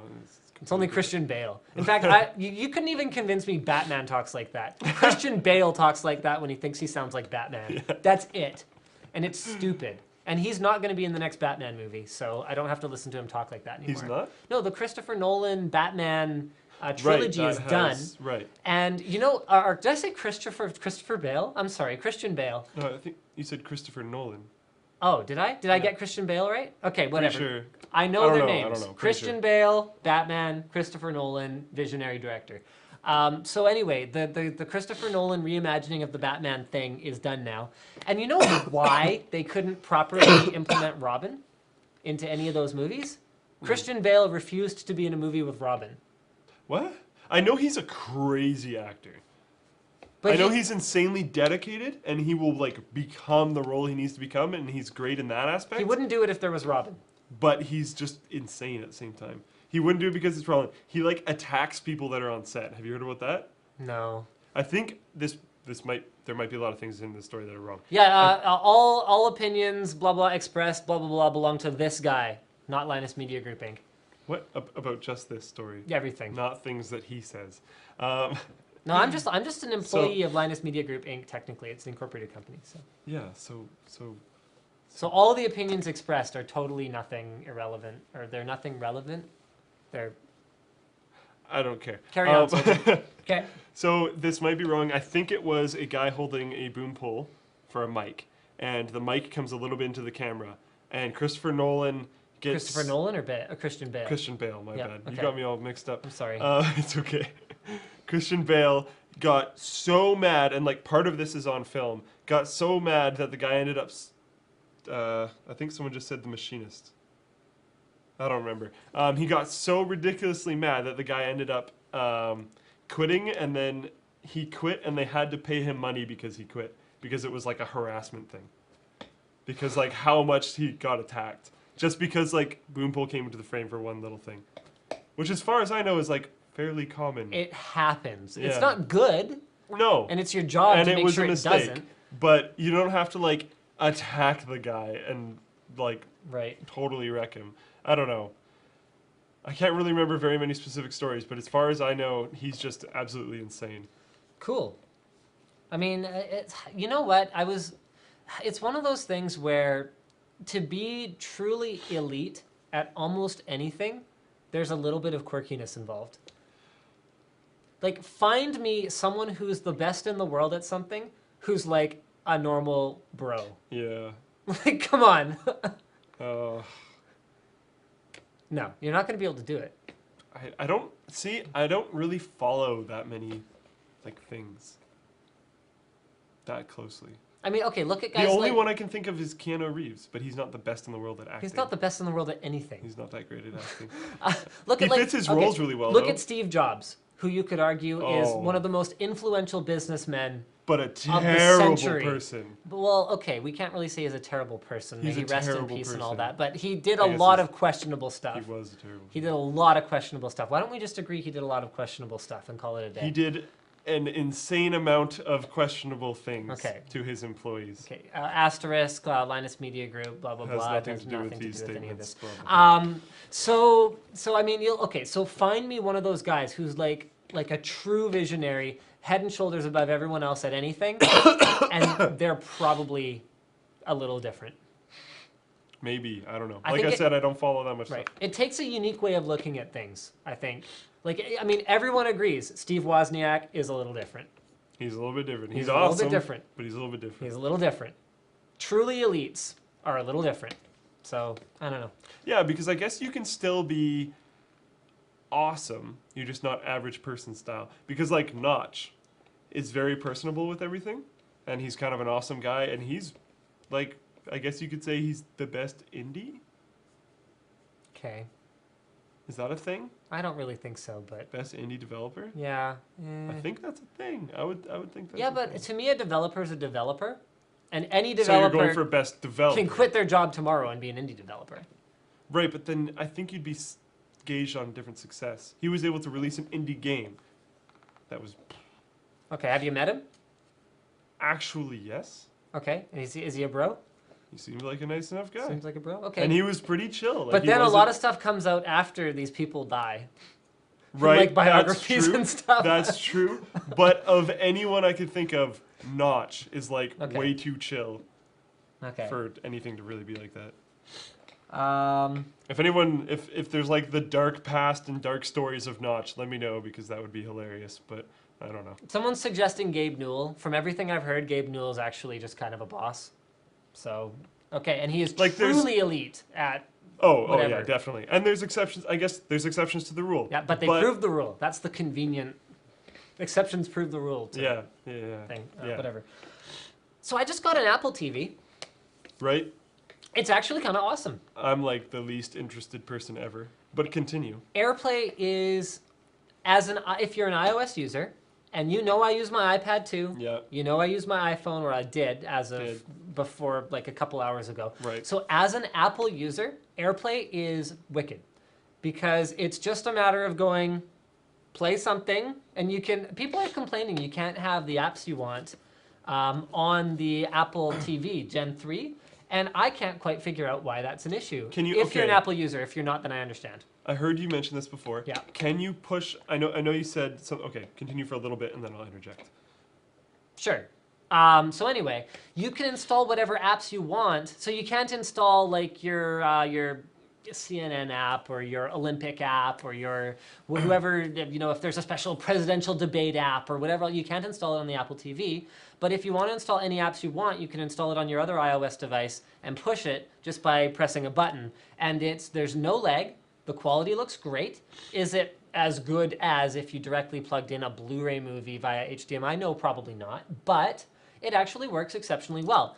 If you want, because people are complaining there's no jailbreak for it, so you can't install your own apps, you can't get access to free media, and that makes it sort of useless and worthless. But for an iOS user, it doesn't. If you're someone who uses other platforms and was planning to have the Apple TV integrate perfectly with your daily life, you know what? You probably had the wrong expectations because it's designed for people who are going to be using iTunes and an iPod and an iPad and an iPhone. And you know what? Those people do exist, and they can buy an Apple TV Gen 3, and that's great. I didn't buy it because I particularly needed an Apple TV. If I wanted a media player on my TV, I would put a Pivos Xios on it or a Pivos Eos because those are freaking awesome. And I know the guys at Pivos, and they're awesome too. But what I actually have on my TV is a media PC because that's what, represent. Media PCs are just kind of great. It's kind of awesome. Awesome experience. And have you ever heard a computer that's as quiet as my media PC? It's silent. You can't. You If, can if put- it was, it would tie. Pretty You can much. put your ear on the panel, and you actually can't hear that computer. So Yeah. it's dead silent, kicks out almost no heat. It's an LGA 1156 dual core. Yeah, anyway. Apple TVs. Actually, it works really well, though. The question I was going to ask was, couldn't you just push apps? Yes. And then you said, that's why I said just continue. whatever you want. Because I was like, yeah, he's probably going to say And it's it. obviously, it's got all that integration. Netflix, Hulu got a complete UI overhaul on the latest iOS update. So, yeah, if you're into Apple stuff, then great. And if you're not, then there you go. Linus, looking to Air Parrot for your PC. Something. Okay. None of this I care about, again, because we should just have media PCs. But Yeah. kind of cool, I guess. Why isn't Cable Card in Canada yet? That makes me so mad. Do you know what Cable Card is? No. Okay, you know how we used to have analog TV tuner cards that you could put in your computer? And you could watch TV on your computer, you record TV, and then you could use Windows Media Center in order to actually turn your TV into a media hub. Okay, it was awesome. Cable Card is a standard that allows you to take, instead of having a digital set-top box, it's a card that's a PCI Express card that you plug your provider's card into, and then it can decrypt the signals. So you don't have to have a set-top box at all. You can run the whole thing through your computer. Cable Card, the reason that the Media PC died, at least in Canada anyway, there's a lot of reasons the Media PC died, but the reason the Media PC just couldn't do anything in Canada is the cable providers here refused to implement Cable Card. And it's just baffling to me. I mean, they don't want you to archive and, have media. So, I get that, but I really don't understand why the CRTC didn't address it. And, come on. If you... Archiving's going to happen. We run into this every freaking time. Remember, okay, you don't remember. In fact, I don't remember, but I remember my mom talking about it. When radio cassette players that you could record on became commonplace, all of a sudden, there was a big hullabaloo about, oh my goodness, they can record from the radio. What are we going to do? You know what? Here we are, 25 years later? I don't know when the cassette tape decks came out. I'm young. But is the music industry dead? No. Does that affect Psy's Gangnam Style song from pulling in millions of dollars? There's a new huge research study covering piracy and saying that it doesn't affect music sales at all. Interesting. Which is really interesting. I don't know if that's quite true, because there are definitely times when I would have bought something if I couldn't find it. In the past. I don't have any of that stuff anymore, of course. I was like, eh? Usually they're saying, though, the same thing Gabe says about piracy, Gabe Newell, is that it's a distribution problem and it's a pricing problem. It's not a piracy problem. You know what? Actually, when Steam came along was when I stopped downloading games. I still download them, but I download them legitimately. Yeah. Because Steam is the platform. If every platform worked the same way as Steam, like when my phone has unlimited data, and you know what? Actually, Microsoft's music service is really good, except I was missing a lot of the artists that I would have liked to have on there. Yeah. It's not as broad as something like iTunes, but I mean, a subscription-based service makes a ton of sense, and when I have unlimited data, then we're talking. If I have the distribution medium where I can just enjoy my content on whatever device I want, whenever I want. Otherwise, what am I paying for exactly? Yeah. Is it? I mean, you still buy box games, which is just baffling to me. I like, well, at the same time, I still buy and collect. I had to drive this guy around for, how long were we out? An hour and a half? A while, actually, because freaking... Because he noobed out and took us to like a store that didn't carry PC games. Huh? Okay, there's two of this store in existence at all. One of them is near my parents' place, and I used to go there when I was a kid because it was near my parents' place.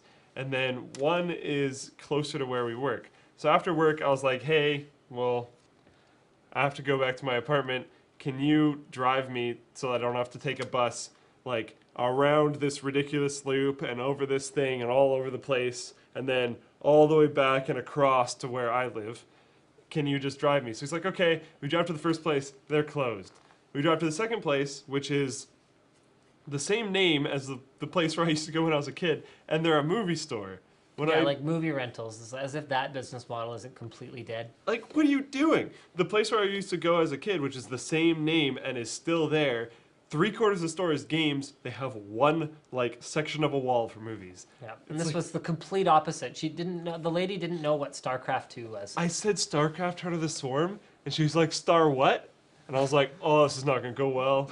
This is not going to go well. I didn't stutter. This is not going to go well. Oh, no way. Someone guessed it. Carnival of Fear says Willow Video. Yes. Holy crap. Fist bump to you, man. Carnival of Fear on the Twitch chat guessed the name of the store that we went to. The one that doesn't have games is terrible. Yeah, it's the one that does have games, the other Willow Video is great. So anyway. It's awesome. I don't remember where we were going with that. Anyways, buying games you couldn't drive yourself because your Pontiac is a piece of crap. No, actually, my Pontiac still runs. I just don't get enough money from my employer to insure it. Actually, what you do is you spend all of your money on physical copies of games. Which is the exact same price as the downloadable version. Except that all the gas that's involved in actually driving and going and getting it. That wasn't my gas. Yes. Anyways, I still buy old school games because I still like playing games on like Super Nintendo and Nintendo stuff, so I still collect certain games for that. I like having the physical cartridge for that. I have my collection of games that have gone through... those are collector's items, but let's face it, some mainstream title like StarCraft 2 will never be a collector's item. But I still have my StarCraft 1 battle chest. I want to have my StarCraft 1 Wings of Liberty. I want to have Heart of the Swarm, and I want to have whatever the Protoss one is, so that when I'm older, I can have my whole progression of games. If anyone from Blizzard is watching, I dare you to call the third installment like Juggalo Nightmare or something. That would be awesome. Because you know what's funny is people would totally still buy the game anyway, and it would make headlines everywhere if they called it like just like something ridiculous. That's That's just Like that's just weird. Red Bucket Odyssey or something. Like if they just called it something absolutely brain dead, that would be amazing. Okay, bring this up at your next board meeting if anyone from Blizzard is watching. I just saw someone saying it might be Legacy of the Void. Oh, all right. I didn't know that. Apparently, it's Legacy of the Void. I prefer like Ha! Red Hamburger Odyssey or whatever I said before. Not Juggalo Fantasy or something. I don't even remember what you said. Juggalo something. I wouldn't want to play a game called Juggalo Fantasy. I thought that was your point. Oh, it's Maw of the Void, apparently. Maw of the Void? I don't know. You guys gotta make up your minds, but it's something of the void. Okay, let's do some Twitter Q&A. Apparently I've been signed out of some account or something. Whatever. Le Twitter Q&A. That's the best French. Slick hasn't been fired in a while. Things looking up for him? Maybe a promotion. Don't give him any ideas. You're fired. There. What? Oh. Yeah, it's all your fault, How long Kevin. was that? I had like a 2-week streak. Yeah, I think it had been a while. It's been at least 2 streams. It's pretty good. No effect You on screwed music me over. sales, derp. Okay. How would an internet company offer better internet plans for less money? Bigger infrastructure, Charging more less customers. money. Instead of making $39.50 on a $39.99 plan, they could make a little bit less than that, maybe? I don't know. Piracy has no effect at all on piracy. Oh, right. That was the one. That was the guy who corrected his tweet. Piracy has no effect on sales. So apparently it was BBC. Wow. That's pretty. One of the like, few it was credible serious. guys. Well, sort of. Okay. There's been some. They've been called into There's been question some a little bit problems lately, yeah. but There's been problems with everyone. yeah. And apparently music sales went up this year. Holy crap. Apparently some guy's selling his house for bitcoins. That is the craziest thing I've heard today. Huh. Wow. I will be floored if Bitcoin ever does anything. It's been going like crazy. Okay, it can go crazy all it wants, but at the end of the day, gold will be the one. There, I said it. Quote me on that. It's always going to be gold and precious metals and gems. Yeah. It'll always be mineral resources or precious resources in some way. It will never be backed by something virtual. But do a little bit more research. I've looked into it. It's been a while since I looked into it, and it was kind of. Should do more recently. It was floundering last time I looked at it, so It's maybe it's taking off more now. It's kind of taking off a lot. Okay, I still think it's insane It doesn't matter if you think it's insane. because a currency is only worth what you can actually buy with it. You can actually buy things with Bitcoin. You can actually buy some things, and you can from you the can dozen convert or it so. into cash very easily now. Okay, all right. CanadianBitcoins.com or some crap like that. You can buy them for, I think it's $79 per coin, and you can sell them for 50 something per coin. Okay, so then in that case, what makes it any different from any other currency? I don't know. You're just saying it's not worth real money. So I'm like, well, okay, if you can't buy something with the Bitcoin and you're complaining about that, you can turn it into real money and buy it that way. There. Okay, I was solving your complaint. but that's exactly it. You can why bother turning something into real money?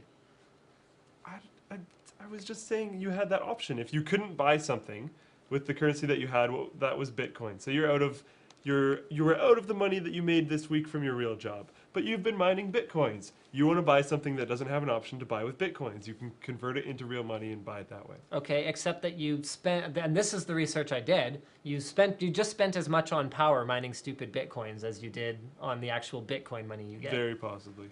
It's actually more. So the only... The value of Bitcoins has also gone up a ton in the last little while. Okay. Like I just said, $50 per But then they Bitcoin. get harder to mine all the time and need more That's true. computational power all the time. So I'm just kind of looking at this going, okay, so this is just like... What? I mean, you know what? You might as well just fold. Yeah. Join Bam. the folding team. Folding team. Okay. What cherry switches do you recommend for 50-50 FPS gaming and typing? I really like Browns. Honestly, if you have the option to try them all, please try them. Try them all. Because no It's matter so how much, individual. yeah, and no matter how much you can read about them, no matter how much you can talk about them, you really just need to feel it. I'm one of the biggest haters of Apple, so right away I can pretty much disregard. Being a hater or a fan of anything makes it very difficult for me to take you seriously because you have to look at things objectively. Yeah. And to say that Apple has had no original ideas and overcharged for everything is just not right. It's not correct. So They have taken or purchased many of their ideas. yes, That is a fact. But they have had some original ideas. They have pushed the industry in a lot of ways, especially Absolutely. smartphones. I They mean, have done a lot of stuff. their Retina display turned around the garbage stagnation that was going on with pixel density in a huge way. All of a sudden, everyone was like, and Oh, it woke up. matters now. Oh, holy crap, we have the technology. Why don't we actually freaking build them? So, I mean, that is a huge thing. I mean, pushing the industry in the right direction is an innovation, I think. Personally, I have no love for Apple. But I What? try and look at it in an objective way at all points in time. And the reality of it is, something to say no original ideas. The iPhone might have a lot of ideas that were integrated and pulled together, but to say that there's no original ideas that go into something like a new car design from Ferrari, you know what? They're not inventing the internal combustion engine every time. But to engineer something into a product that is beautiful and functional and people will pay money for is an idea, whether you like it or not. So I think a lot of people are looking at the Apple having no original ideas idea. Your Ferrari example, I don't think really applies.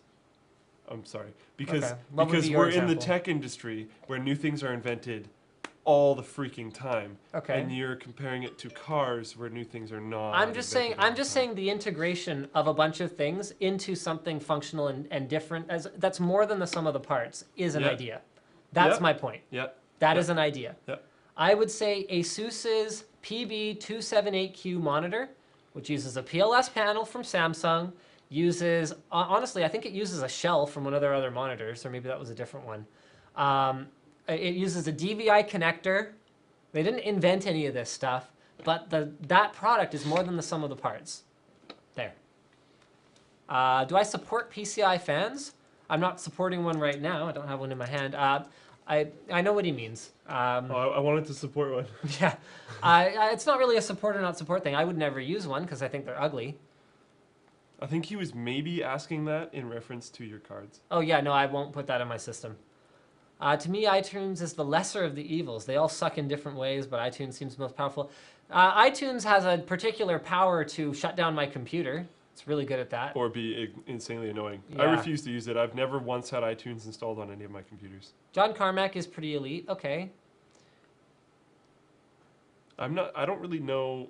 I don't know what he's done lately. Not even that. I just don't know him. Like I don't know. Yeah, like Gabe Newell. I've seen him out of his environment. right. Notch. I've seen him personally and out of his environment. So I could be constructive on that. I don't know. Gilliam agrees with both of us. He read part of the Steve Jobs biography, and he's terrible when it comes to people, but that's what pushes his team. Yeah. You know what? Yeah. Why do I always end up missing these streams? I don't know. Exploded at the guy for getting in the shot or slowing production or something like that. Yeah. Okay. Yeah. It was apparently the Terminator filming. See, you guys got to stop pointing out that I wasn't getting fired for a while. I was on a good streak, and then now he knows, and then now I'm screwed. Actually, Linus is right, Slick. Car tech is changing all the time. Bam, did you see some of that Yes. stuff at CES? Yes, but it's not changing on the same level as computer technology. But it's becoming technology so quickly. Look at the because Tesla. it's being integrated from computer technology. Tesla, basically a computer on wheels. Because it's coming from the other side. Yeah, but that's like saying that an airplane is car technology because it has wheels on it. Ugh. Saying that a car is coming from computer technology. Completely is ignoring like jet engines and everything else. you can put a jet on a car. It's been done. That's true. But I don't think that came from cars.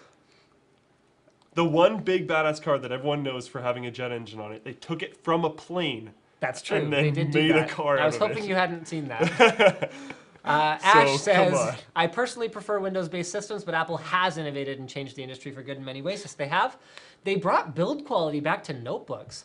I don't think I would be holding an Aspire S7 with outstanding aluminum build quality, Gorilla Glass all over it, and one of the most beautiful industrial designs I've ever seen if Apple hadn't turned the entire notebook thing on its head with the MacBook and gone, you know what? People will pay over $499.99 at Best Buy for a notebook because that was where it was heading. And it's bad for the entire industry. It's bad for you guys to get good products. You need build quality, not just specs. Yeah. Is the free internet in Google Fiber decent internet? Yes. It's like Gigabit or something stupid like that. Wouldn't more FPS than your monitor's refresh rate be wasted? Yep, that's one of the reasons why Nvidia has adaptive VSync. Adaptive VSync is awesome. Yeah, it actually works really That's well. one of my favorite Nvidia technologies. Just go Google it. Sorry, we don't have time to cover it right now because I do want to. It's 10:30 already. Okay, I got a few things I want to talk about. You got anything urgent? Not urgent. I might take the Elder Scrolls Online thing because it's so long and make a huge thread about it on the forum Maybe instead make of it after party and talk about it a little bit. Or I'll talk about it a little bit in the after party, but I'm gonna make a thread on the forum because it's just so long. Okay, let me do a few of my things here, and for some reason, oh wow, this is super annoying. I got signed out. We got to do build of the week. Oh, oops. Oh well, it's done now. Guys, if you emailed me there, I am going to completely ignore it. So just bear that in mind. Oh. And I'll block you. So just don't email me there. Okay. Message him on the forum. Yeah, message me on the forum. That is the place. Well, mind you, my forum messages keep telling me I'm not authorized to. I'll reply to my forum messages eventually. We gotta fix something. Yeah. Okay, so let's start with our build of the week. I'm extremely excited to bring this to you guys. So let's go ahead and switch it over here. So I am signed in this tab, so we should be able to see the pictures. Phase change cooled custom test bench with a 3930K and Titan. So this is a balling machine. His 3930K is at 5.3 gigahertz stable, 16 gigs of RAM, and he's got a Titan. Is that Titan running at 1245 megahertz? That's outstanding, actually. Those are good speeds. Some of these are before and after shots. Oh, before and after shots. Okay. You'll see different cards here, sometimes. You picked this one, so why don't you walk us through it? I didn't have that much time because we were at work, but as you can see, well, you can scroll down a little bit. He actually built the test bench himself.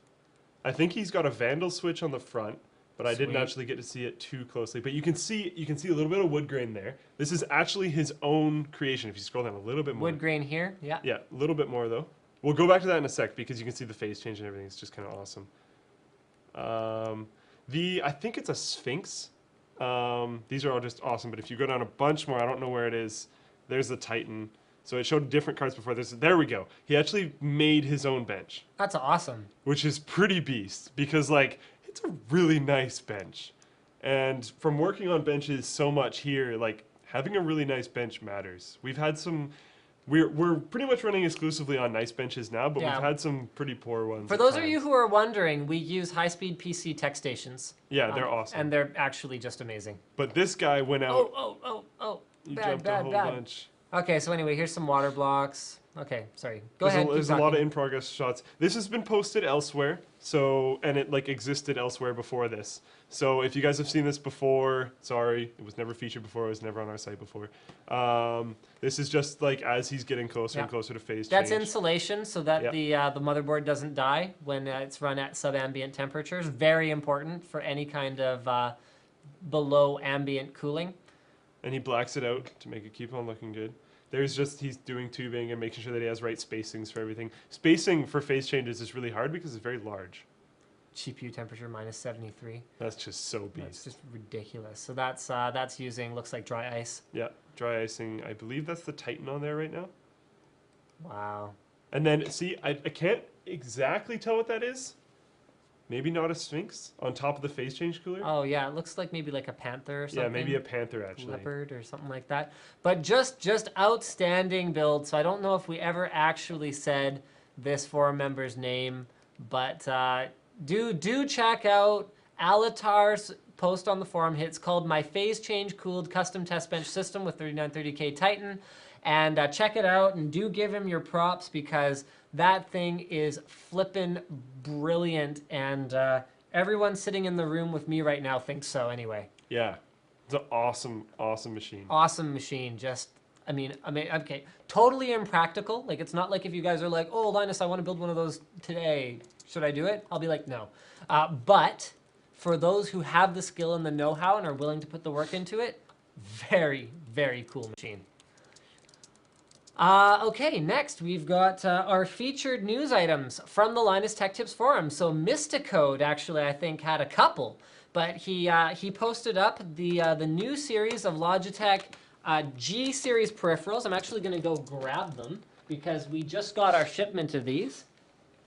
So you saw something about them anyway. I unfortunately actually do not know much about them. What I saw about them was that they were being released.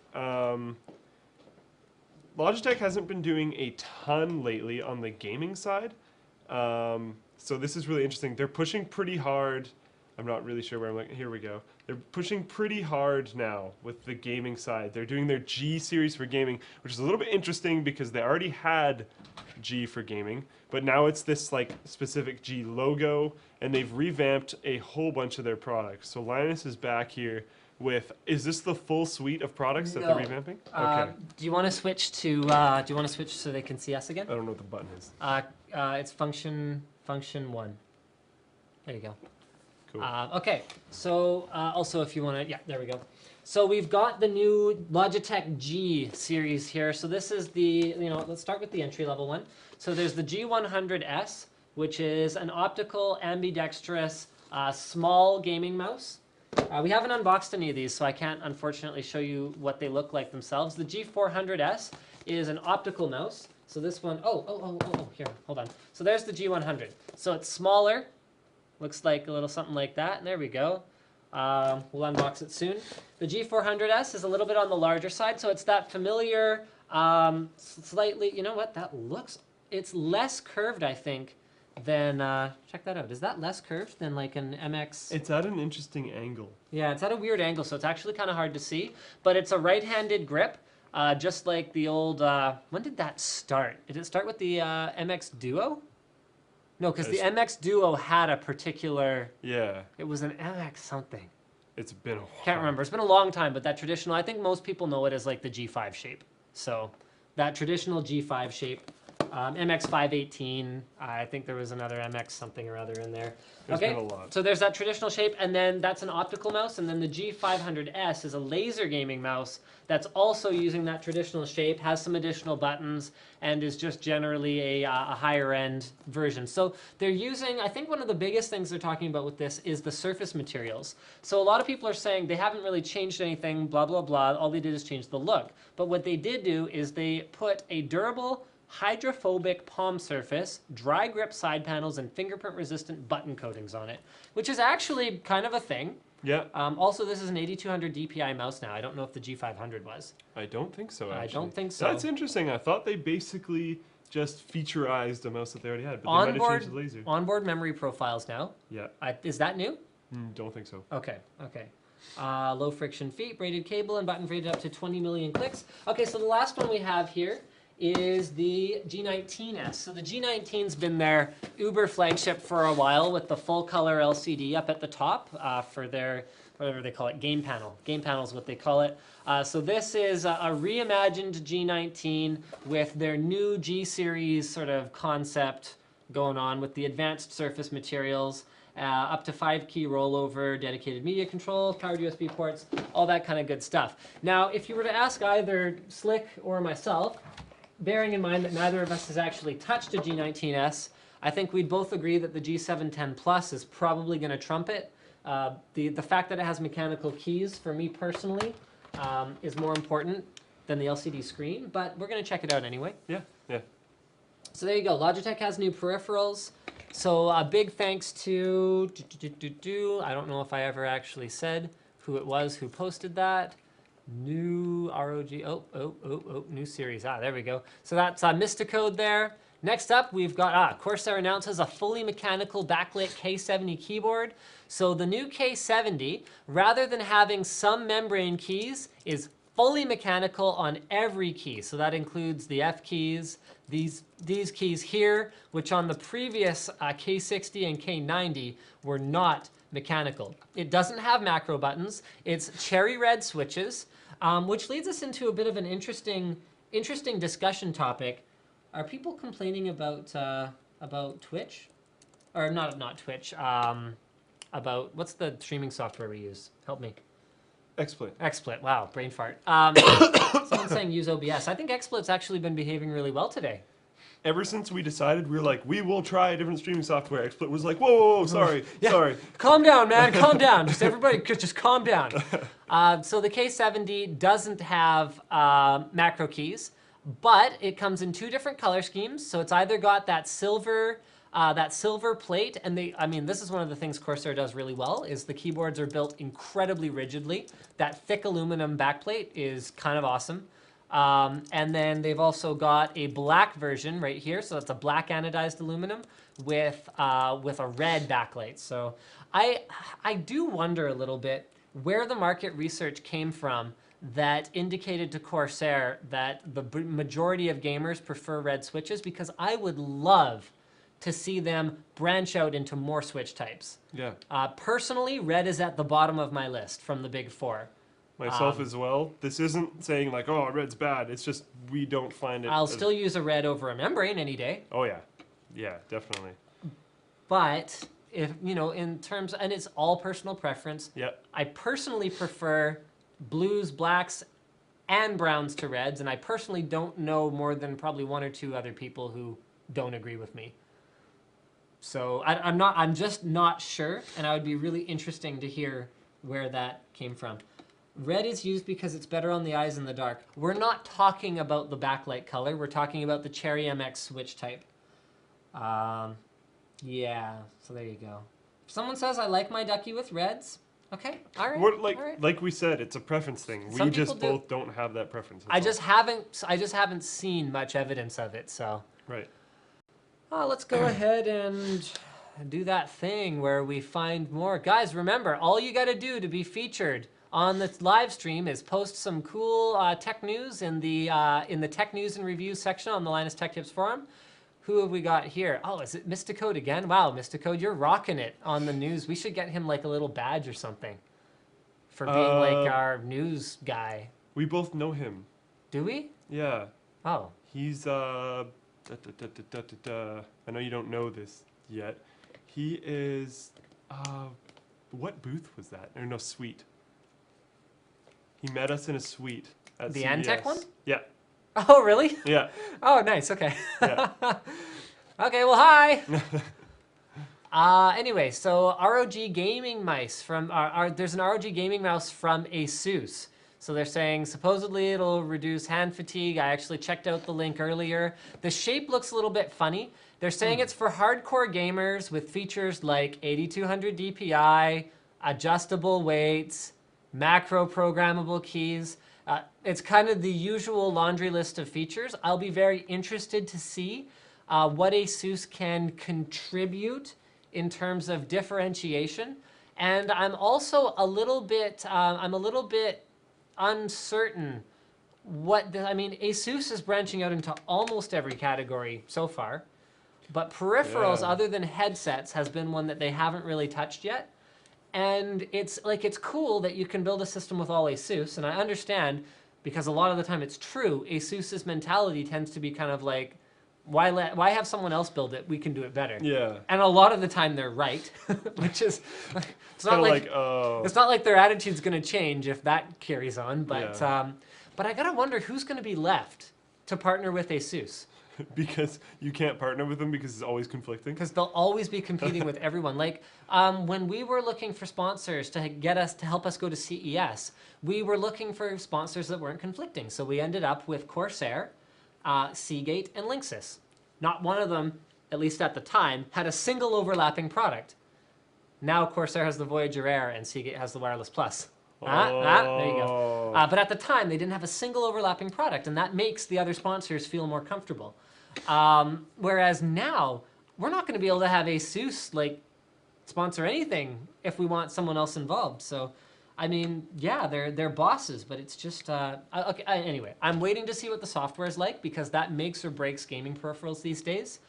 We spent some time with the Apex Raw software from SteelSeries' new keyboard, and most gaming software is just buggy.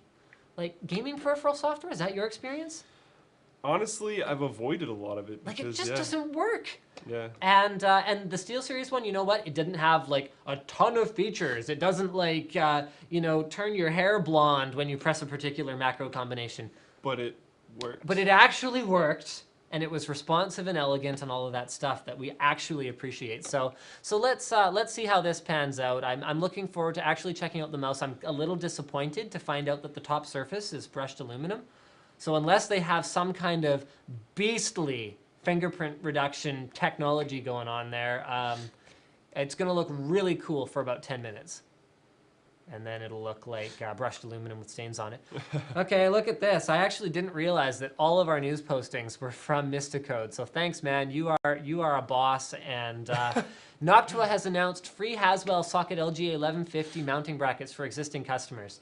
This is one of the things that makes Noctua so awesome. And I'm not going to dwell on his post too much, but go ahead. They did it with 2011 as well. That's exactly where I was going. They actually did it with 2011. They did it with 1366, and they did it with 1156. Wow. They give you mounting brackets. When you buy a Noctua cooler, don't actually bother thinking about what it's compatible with because they will take care of it.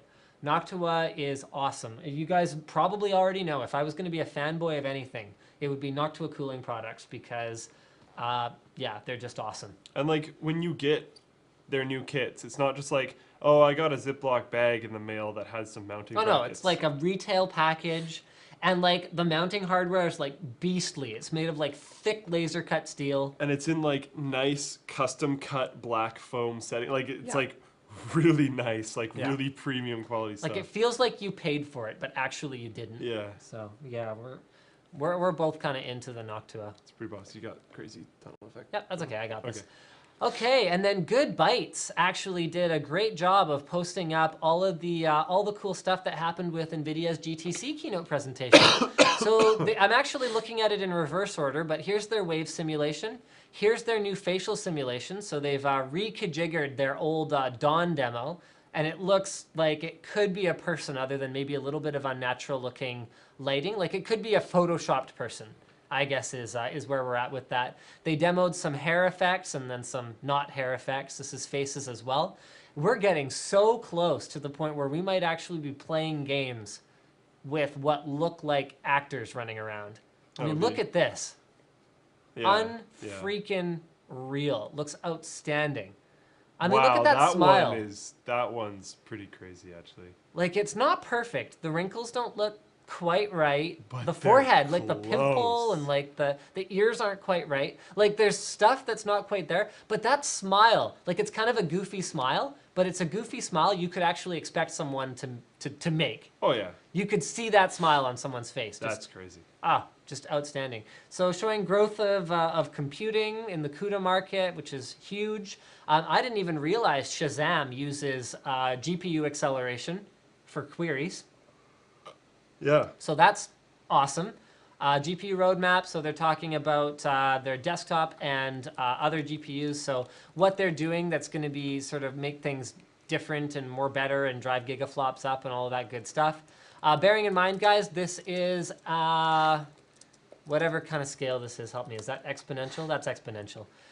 No, wait. No, it's not. Yeah, it doubles every time. Yeah, it's an exponential scale here. So just because this looks sort of linear or like it's leveling out, it's actually not at all leveling out. So a linear line here would be exponential growth. Volta with stacked DRAM. Okay, so we're talking about that. Tegra roadmap. So this is a logarithmic scale right here, guys. So we're talking huge increases in performance moving on to the Logan and Parker Tegra processors. Kayla computer, which is like a development thing, was demoed by Jensen. Nvidia Grid. This one right here is the one that I really want to talk about. So Nvidia Grid is up to 16 GPUs in a box with, hold on, wait, was it 16 GPUs? I think it was 16 GPUs. Something absurd. 2 8 cores, 8 grid video cards, each with 2 of the most, 16 GPUs, 16 cores, and up to 192 gigabytes of memory. Look at this backplane right here, where all the PCI Express power goes into. Isn't that amazing? Wow. Look at all these GPUs that are going. So there's two chips per card. So this, whether you guys like it or not, 10 years, 20 years, 30 years, I don't know how long down the line, that is what you're going to be gaming on, not on a desktop PC. They are serious about this technology, and it is coming. You might still be on a desktop PC, but it's going to be streaming from that. Well, yeah, you'll still be on a desktop PC. You'll still be able to have your own awesome peripherals, and you'll probably be able to get better performance, like a better gaming experience. So we don't know how far away it is, but it is coming. And so it's not just for gaming, but it's for any kind of distributed computing workload that is GPU friendly that they're building this for. So they showed things like running on okay, you got to pay like 25 grand for a base one and 40 grand plus a yearly software license for the maxed out one. So it's like serious business. But they were showing demos where they had like just mundane workstations running crazy stuff. They were showing off how this technology could be used to emulate multiple different processors on a network. On multiple, so you could have one grid device, and then you could go like in a LAN cafe. Your premium machines have GTX 680s, and then your next down machines have GTX 560 Ti's. I don't know when a LAN cafe is gonna be paying 40 grand plus 5 grand a month for. But pricing can only go down. Right. One thing I worry about. Okay, go ahead. One thing I worry about is SimCity wasn't ready for launch. Diablo 3 wasn't ready for launch. Mm-hmm. I could just keep going. Nothing seems to be ready for launch. And the online component seems to be a big part of it. The online component, yes. The server power, and like this is not when you're running the game there. Okay, so let's forget wide area network. Let's forget internet for now. In a LAN setting. LAN setting, this is awesome. Like let's talk workstations. Okay. Awesome. So you put instead of buying quadros for each individual computer, you get a grid. You deploy Quadro 4000s to every computer in a work area, and then as that grid gets less, current and all that sort of good stuff, and you start replacing it or adding more grids with more up-to-date GPUs, it can just power fewer virtual but more powerful GPUs because you have like this pool of resources that you can allocate to make computing power, and then you can put it wherever you need it to go. It is extremely exciting. And this is definitely the future of what's going to happen at some point. We don't know when. But the fact that they were showing it off, working, holy crap. Because we're already running 10 gigabit LAN here for our editing and rendering PC. Speaking of which, we're already running 10 gigabit LAN. One thing that this would be cool for is if this technology trickles down.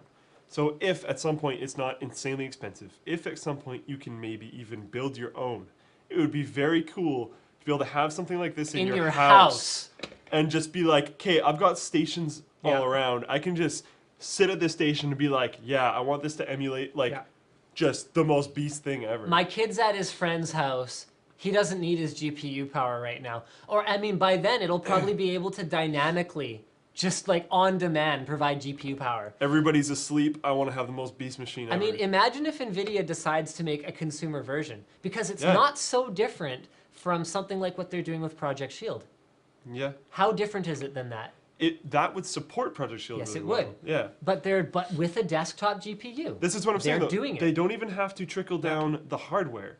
Yeah. They can just trickle down like the logic processes on the software. That would be awesome. So be maybe cool. it takes 20 years before it reaches the consumer, but that's the thing. Remember, guys, dual-core CPUs were completely out of reach to a consumer for years and years and years and years. So this is going to be completely out of reach, maybe for 10 years or 20 years or 25 years. And then you'll see like little bits of it. The enterprise always trickles down. Yeah. And there will always be an enthusiast option. So don't quote me on this, but I'd be super stoked to see Grid reach the home. If I would do a home Grid. I will basically protest and riot against like streaming games down to my computer. Tell me something. But wait. But Grid at home is awesome. And if I had a super powerful machine and like my brother came over and I could like help push from my machine to his and like little stuff like that would be so cool. Like if he could just bring over a Raspberry Pi and a set of peripherals. And I could just like power it, that would be like sweet. Like that would be really cool. Okay, I know I often ask you this question and you always beat around the bush because you're so cheap. How much would you pay, hold on, for a Grid device that basically makes it so none of the other all the other computers in your house. So you're running 10 gigabit, let's say minimum. You're running a 10 gigabit backbone in your house for your network. So you saw on 10 gigabit, even using the horribly optimized remote desktop connection, I was playing back video on remote desktop connection smoothly. Like it was ridiculous. Yeah. I've never seen that before. So if you're running 10 gigabit everywhere, how much would you pay for a device? Let's say you've got a wife and 2 kids, hypothetically. Everyone's got a computer and one of the kids is a gamer and your wife plays MMOs, or, you know, like sort of typical household, let's say. How much would you pay for a grid that makes it so all of them could just use Raspberry Pis? Assuming a life cycle of maybe it'll be good enough to be high-end computers in the whole house for 2 years. 2 years. Okay. How much do you Not pay? being around the bush, I'm going to try and give you a number, but one quick second. One problem with that little scenario is you've got 3 or 4 people there, right? Mm-hmm. Like 3 to 4 people-ish. Yeah. We were playing one video to one computer off of one computer. On 10 gig? On 10 gig. Yeah, but by then it might be 100 gig, who knows? Yeah, but I'm just saying with the 10 gig scenario. The network backbone is good enough. So no issues with network backbone. Fiber in the house. You've got something stupid, something crazy. It's fiber. Okay, so just the machine. I don't know, because if it's only going to be awesome for 2 years, like if I'm going to go... But it'll be less awesome. And you'll probably rack mount another grid into your house. If you can just link them? Well, that's what they're doing. So it's just a resource pool. You just keep adding more grids. 2 or 3? 2 or 3 what? Okay. That's it? Probably. How much does your computer cost alone? But I'm thinking about this in the way that, okay, my kid's computer is probably not going to cost that much. My wife's computer probably isn't going to cost that much. Okay. My computer, okay, maybe more than 2 or 3. Plus... But this sucks too because it's one gigantic investment. It's one gigantic investment. Hard. But it's one gigantic investment that you can use to beam games to your smartphone, to your media PC. Yeah, that's awesome. To your gaming desktop. That's awesome. To your buddy's gaming desktop. But it also puts it above a possible price bracket of a lot of people because it's one big investment. And by then, I'm sure there'll be a payment plan. I was just going to say, they're going to have to come up with some financing. You can thing. lease it. Yeah. You can probably lease it. Lease it or like rent if to you own. leased or rented to own. And you could, I mean, let's say you could beam stuff. I mean, let's say by then, wireless technology is at the point where you can, I mean, you can already do HD wirelessly, sort of. I mean, it's not quite perfect, but let's say, you know, it can power all that crap plus, who knows? See, this is really interesting because... And your internet might be Google Fiber by then. So it's actually So you could actually beam your GPU power to yourself somewhere else.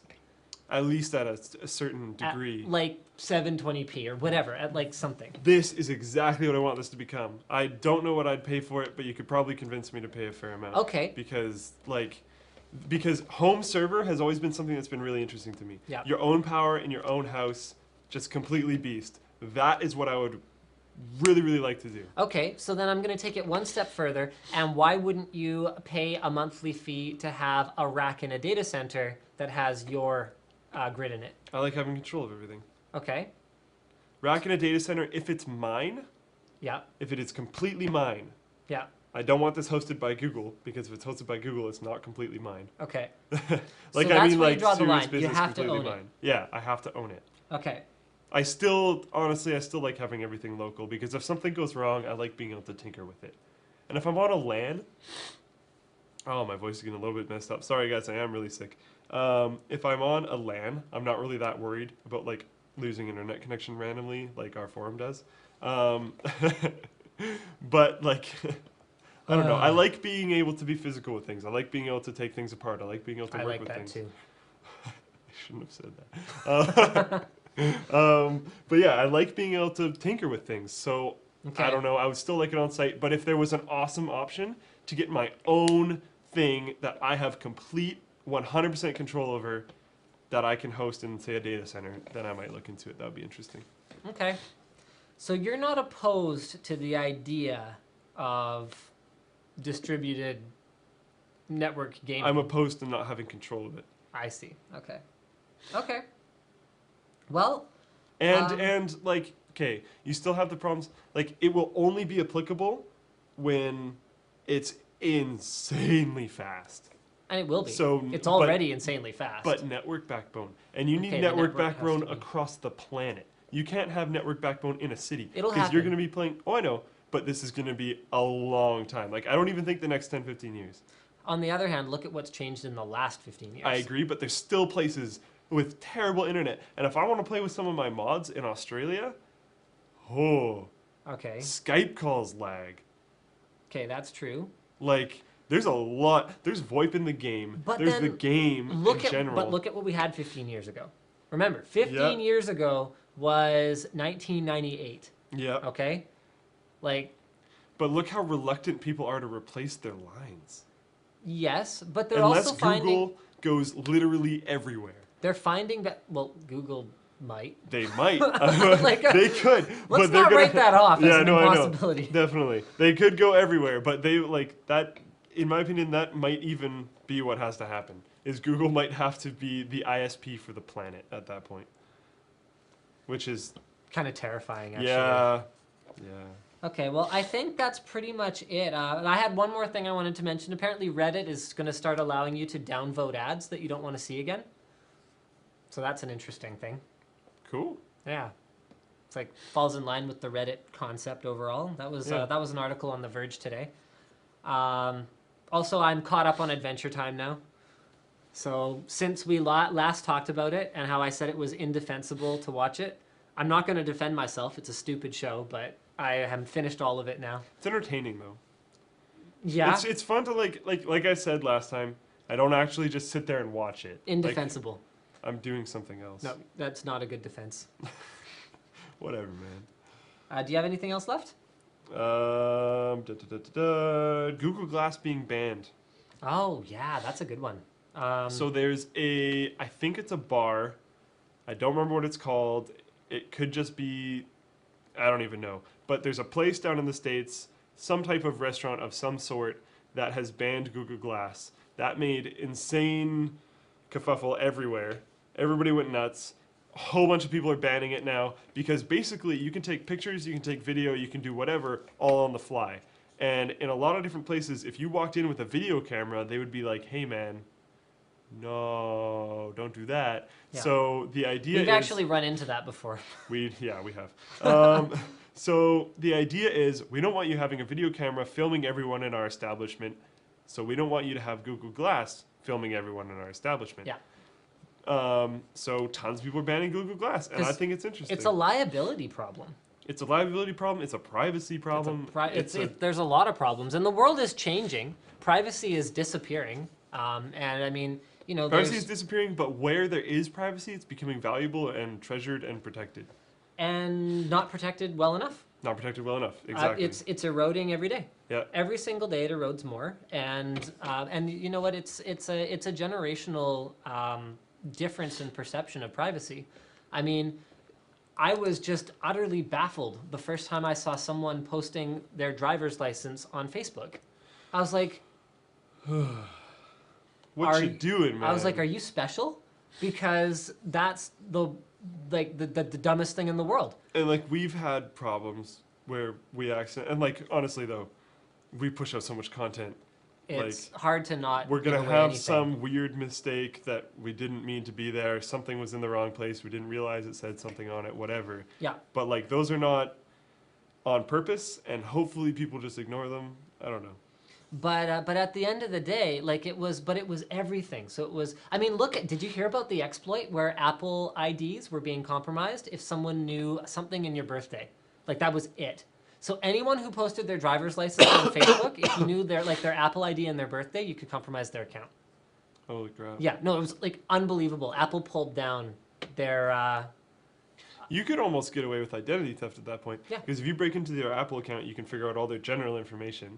Mm-hmm. And then you've got their driver's license. And you've got their driver's license. And so the first time I saw that, I was just blown away. But it's a completely different mentality because kids are growing up connected. Yeah. I grew up where not everything had a network chip in it. Yeah. My Your son fridge. is going to grow up in a world where everything he looks at is capable of communicating with something else. He will take it for granted that everything just communicates with everything else. And no matter what groups are fighting against it and pushing back, it's like having like some dudes in like, you know, grass skirts pushing against like, you know, The tank. no, I was thinking what's with the ice thing, glacier, like pushing against a glacier. It's like, Okay. you know, they're in grass skirts because it's still warm where they are, but the glacier's coming. Yeah. Slowly but surely. I got it. That's the image I was going for. You got there. You made it. I made it. Good job. Slowly. But that's what's happening, and I don't actually. I mean, it's like it's all fine and good to say, oh well, Linus, you could be part of the solution, not part of the problem. You know what? I actually don't think I can. I don't think there is a solution to this. I think it's just going to happen. I fight for it because I try and help delay it. And you have to protect your individual self Yeah. as much as you can. But It's part of the reason why I don't have Facebook anymore. the masses dictate what happens, and so we'll see what goes on. Yeah. You know what? I'm kind of tired. It's after 11. We went for 2 hours today, so thank you guys so much for tuning into the live stream, and we'll see you again next time, unless you have something else you wanted to discuss. I've got the Elder Scrolls Online thing, but that's real long. Oh boy. I don't know. You're welcome to keep going, but I'm gonna go sleep. I was up till like 5 a.m. last night getting everything launched, and then had to go in and shoot NCIX Tech Tips today, so it's been kind of a long day. I don't mind continuing, but I am only going to talk about Elder Scrolls Online. So, Okay. if people aren't interested in Elder Scrolls Online, Yeah, and watch them all just leave, and then you can just end the live stream. that would work. If none of you are interested in Elder Scrolls Online and you all leave, I can see the viewer count. I can just go to bed. I don't have a problem with that. That's okay. So get started. Whoops. Everything's fine. Everything's okay? Okay, I just hit the Everything's table pretty hard there. Okay, so this is going to be very long-winded, and I'm going to jump all over the place because I didn't have enough time to actually sort these notes. So these are just notes that I've taken for a long time. Elder Scrolls Online. People have been asking about the combat system a lot. One thing they're trying to break away from is a rotation of combat. So auto attacks, things being on very specified cooldowns so that you have a certain weave of spells that just make sense and you're always going to do exactly that is being done away with. You tap left click for a swing or left click for fire. So if you have a ranged attack or a spell or a sword or whatever, it's just your general thing is left click. Holding left click is to charge, so spells you can charge it up a little bit. With weapons you kind of take a bigger swing and do more damage. And holding right click is for block, so it's all active. At the same time, if you double tap a direction, you will dodge in that direction. So a lot of like spells and whatnot you can see coming, you can dodge. It's a 5-slot active 5-slot action bar, so it's gonna be a little bit hard to talk because I am pretty sick. My throat is a little bit messed up. 5-slot action bar for skills, 1 quick slot for consumables, 1 slot for an ultimate, 1 slot somewhere for a costume, and 1 slot somewhere for switching weapons. Costume isn't like, oh, I'm now something random. Okay, that's not a very good description. I don't mean costume as in just a random thing that you wear. It is pretty specific. You will loot a costume. Say you're fighting a whole bunch of pirates. You will loot a pirate costume. You can then put on the pirate costume, and pirates will refrain from attacking you. That is the idea. It'll help you get by them. It'll help you avoid combat. It can also be used for role-playing situations. So if you want to go wear that pirate costume in town, you can do that. Can I wear leopard print in town? If there's I don't think leopards would drop a leopard costume. They wouldn't? I don't think so. Yeah, but you could get Unless like, you put on the leopard crafting costume skills. and you start like running like a leopard on all fours. Crafting skills, you know. Crafting skills. Yeah. I don't think there's leopard costumes, but anyways, there's a costume slot that adds a pretty interesting dynamic to the game. Enemies will behave differently based on yourself and the people you're with, and themselves and the people they are with. So they will attack in synergy. So they will attack different people in your party depending on things more than just the general threat mechanic that we've seen in a lot of games. They will attack based on combos that they're doing. They will attack based on tons of stuff. So, for example, if a foot soldier runs up to you, he could throw like an oil pool down and then yell, "Light it up," which is actually an exact quote from the game. Foot soldier does throw down an oil slick and does say "light it up." and then a fire mage will cast a fire spell on it, and it'll just turn into a crazy inferno and do tons of damage. Because it is a synergetic combo spell, it will do more damage than normal, but you can see the oil slick go down. You have time to move. Another interesting thing, you can do that. If you have a physical type person, you can do something like throw down an oil slick, and your mage destruction type character can light it up. There's obviously tons of other combos. That's just a really simple, really easy example. At the same time, things like ultimates can be affected in the same way. So if someone casts a spell like a Nova, if a teammate runs into the center and activates something, it converts the spell entirely into a supernova. So it becomes like a very advanced version of that spell, does more damage, more range, everything. Just makes it a lot better. On release, the game will have 16 dungeons. That is for the 16 different mini territories that are within the land of Tamriel. When you hit max level, all of those dungeons are ramped up to a max level style. Speaking of max level, there is 3 main factions. When you hit max level within that faction, they're saying that's somewhere around 120 hours of gameplay. When you hit max level, you will be able to then do the storyline at a way higher difficulty, so a level 50 difficulty. Max level's 50, by the way. Sorry, again, kind of hard to talk. So you can do the quests of a different faction at a level 50 difficulty, and the only people you will run in while doing that, the only people you run into while doing that are the people from your own faction.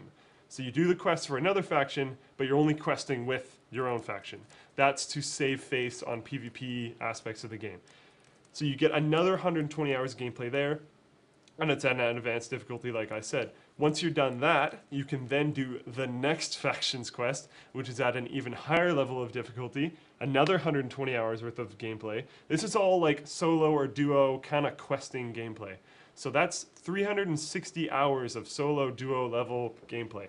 So if you're coming from an Elder Scrolls fan aspect going, I don't really like the MMO style of things, I want to play an Elder Scrolls game, that's 360 hours of content of just Elder Scrolls game aspects. So that's still pretty freaking awesome.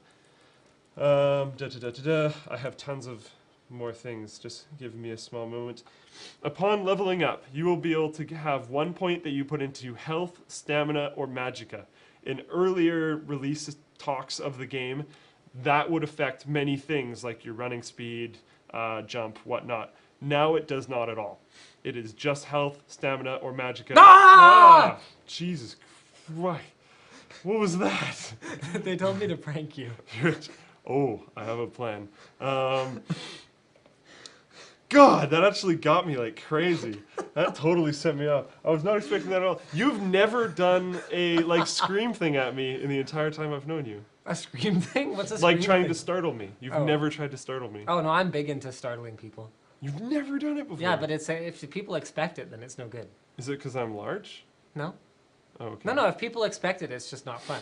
So you have to, you have to only do it when it's not. I was in the expected. zone. I was going through. Oh man. Okay. Twitch chat's like exploding. That got me pretty good. Okay. Oh, that's great. What was I even talking about? Okay, health, stamina, and magicka. So you can put points in there, blah, blah, blah, blah. I'm going to catch up to where I was. Are you going to bed or something now? Yep. Okay. That's the only reason I was still there. Just totally throws me off and then leaves. What a jerk. Okay, so health, stamina, and magicka, like I said, those no longer affect other things, but every single time you get a level up, you also gain a point to put into an ability. These abilities are active or passive abilities. You can unlock these abilities to have the option to be able to put in a point into it when you level up by using those actions. So say you're a destruction caster, you would then cast spells in the destruction spell tree, and then you would level up that tree and then be able to put points into it to unlock active and passive abilities. Now I'm all freaked out thinking he's going to jump at me again. Yeah, so abilities are unlocked by using weapons. If you're a fan of the Elder Scrolls series, you'll know that while there is classes, things are very dynamic and you can spread out. If you start as, say, a mage, you could immediately upon looting the item or weapon or buying the item or weapon, start using not your destructive staff, but using a sword, say. As you use your sword, you would then level up your sword ability. You could start wearing heavier armor. You could start doing whatever and really, really spreading out, and that's okay. You can get all of the abilities in the game as any class other than the class-specific abilities. Let me check this for one quick second. There we go. There's 15 different skill lines that will be available on launch. They are planning on releasing more. Okay, I'm just trying to find which ones are actually included in launch.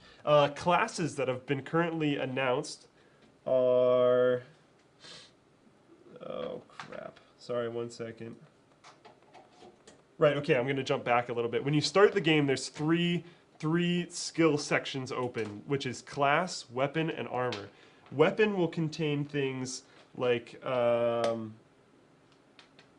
skills will include two-handed, hand and shield, dual wield, bow, destruction staff, and restoration staff. So that's like one section which contains a whole bunch of different spread-offs. And as you use those different weapons, like I said earlier, you will unlock different passive and active abilities.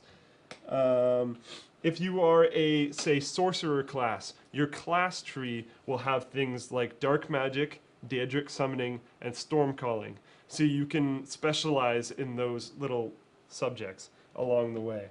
And those are the only things that are unique to your class. So if you're a healer, you can still use a two-handed sword and plate armor and be crazy, but you can't have Daedric summoning because that's the sorcerer's class-specific stuff. So while you can still spread into all the other 14 skill lines that are currently available, class is specific to your class. So it's not quite as open as some other Elder Scrolls games, but it is still very open and much less restricted than most MMOs. Other skill lines that are not available upon first starting the game. You know what ticks me off about some MMOs or even like RPGs where they have like an RPG character building element?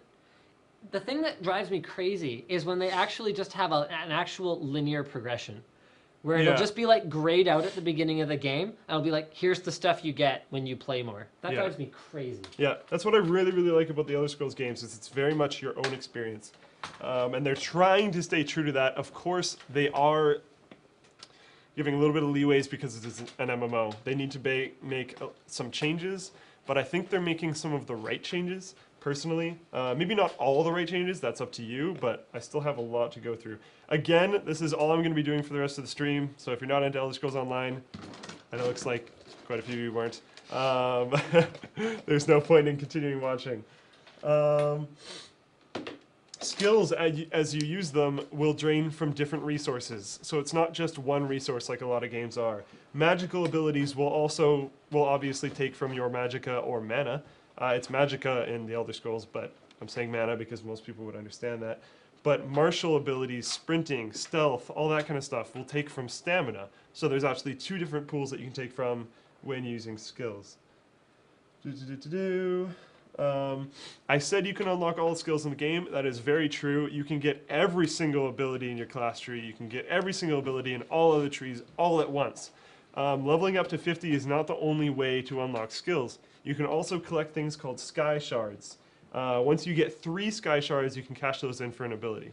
So once you hit 50, the game is really not over because you will probably not have a vast majority of your abilities. So you have to go out there, find sky shards. You can go out there, finish the other faction quests. And I think factions might even have their own little class trees. More skill lines that are available. I was trying to say this earlier. More skill lines that are available not at just level 1, but that you will unlock later. The ones announced so far are World, Guild, and AVA, or Alliance versus Alliance. World will include things like vampirism, which has been announced, and I'm assuming lycanthropy, although that hasn't been confirmed. That's just an assumption by me. Guild will include things like Mages and Fighters Guild. Thief and Assassin's Guild are being worked on, but will not be in launch. So they are being worked on for either a patch or an expansion or something in the future. Alliance versus Alliance will include things like siege weapons, and other than that, I do not know. Classes that have been announced. Do I have this somewhere easily accessible? I know there's like Dragon Knight or Dragon Warrior and a few other things. I'll try and find classes in a second. Finesse. Very cool. So they will award additional loot and additional experience depending on the finesse of your kill. This has been noted to be kind of difficult to do early on because things will die before you can actually achieve a finesse kill. So finesse is awarded for dodging attacks, blocking attacks, interrupting spells, and countering attacks. So if you do any of this, when you kill the guy, you'll see a little F beside the experience that you get, and you'll get more experience and more loot. So that's actually cool because it rewards effective, good play. Which is cool, you level up faster, get more gear, that's all good. Mounts are in the game. Housing is not currently planned, and I don't think they have I don't think they're going to do housing at any point in time.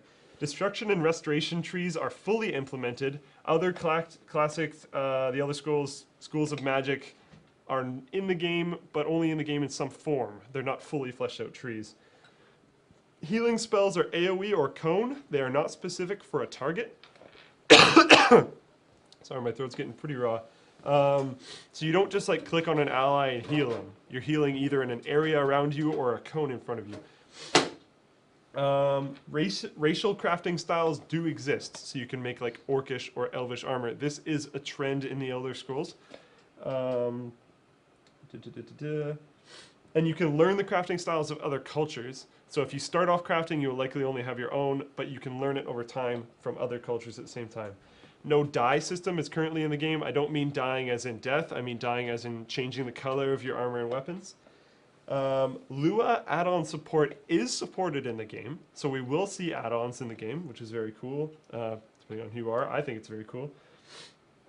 At level 16 is when you get your weapon swap ability. I mentioned this earlier. So if you're using a restoration staff and healing your buddy, but then you kill kind of most of the stuff that was threatening him and he's not really taking that much damage anymore, you can switch weapons to a greatsword or something, and your whole action bar will change over to a pre-done set that you have for that greatsword. So in the middle of combat, you can completely change what you're doing. This is where the cool, well-rounded aspect of the Elder Scrolls comes in. Because as you know, it's not a single-player game anymore, it's multiplayer. So you can't just pause the game and swap out your whole gear set like you do in a single-player game. So they had to try and come up with some way that you can dynamically change what you're doing in the middle of combat. That became the weapon swap. So you swap out your weapon and everything changes, which is actually really, really cool. There we are, the classes I was trying to say earlier. The classes that are leaked out so far are Templar, Sorcerer, Dragon Knight, and Nightblade. Now, Nightblade was kind of accidentally announced. I don't know if that's official. That was just kind of said once during an interview, so I'm not so sure about that. But Templar, Sorcerer, and Dragon Knight are very officially announced. Sorry.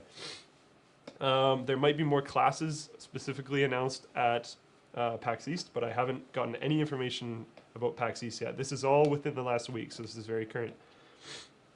In Alliance versus Alliance battles, you can siege castles, which is pretty awesome. Castles and forts and whatnot. The walls will take dynamic damage, so if you hit it with a siege weapon, it will impact and damage the wall, which is really cool.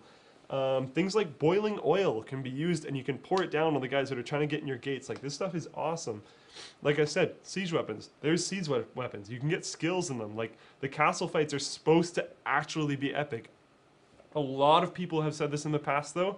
I'm a little bit reluctant to get excited, but people that have played the game, there's a lot of game reviewers that were able to go down to their studios and play the game there. People that have played the game have said that it's awesome. So still a little bit reluctant because there's been tons of games that have said that Castle Siege battles were going to be awesome and they weren't. But yeah, could be great, not entirely sure. They've been quoted multiple times saying stuff like, not a ton of numbers or crazy calculated DPS will be in the game. You don't need to see plus 50 over guys' heads as you hit them or heal them. Numbers are not Elder Scrolls. In this way, we are making an RPG instead of a calculated MMO. So what I'm assuming is they're not going to have graphical damage. They're not going to have a very easy way to figure out the exact damage numbers that you're doing. They'll probably just have health bars, and you'll see with each hit how much health bar goes down. That's kind of interesting for me for boss fights, because you won't necessarily be able to know how much damage each person is doing. So it makes competitive rating a little bit interesting. Let me jump through this a little bit. I don't know if anything in the Elder Scrolls is as a lot of people might know, I'm a pretty big fan of the Elder Scrolls, and I'm pretty excited for Elder Scrolls Online, or else I probably wouldn't be doing this. But I don't know if anything is like absolutely groundbreaking or incredibly innovative. They've done things that were kind of expected and things that were asked for, which is awesome. They have listened to fans. Not that long ago, they released gameplay footage and they talked about it only really having third-person view. People kind of freaked out and were like, that's not really Elder Scrolls, man. I want to go into first person. I want to swing both my weapons and see everything moving. I want it dynamic combat in first person. So they said, okay, but we're going to do it right. So they decided not to just have a scroll-enable first person where randomly there's hands in front of you and you go like this. The game is going to be built around at least the PvE aspects, not so much PvP, because that's impossible. But the game is going to be built around, like, say, a boss. If the boss is going to do an action, you should be able to figure out that he's doing it in first person. You're supposed to be able to play the game fully in first person, so you should know about AoE effects and whatnot. They haven't really said exactly how this works yet, and as far as I know, they're still working on it. But it's awesome that they were like, okay, you know what, you're right. That wasn't very Elder Scrolls, we're going to fix this. So they are working very hard on making a very good version of first person, not just graphical textures of hands in front of a blank screen. So that is very cool. Is there anything I missed? Let me see, 1 second.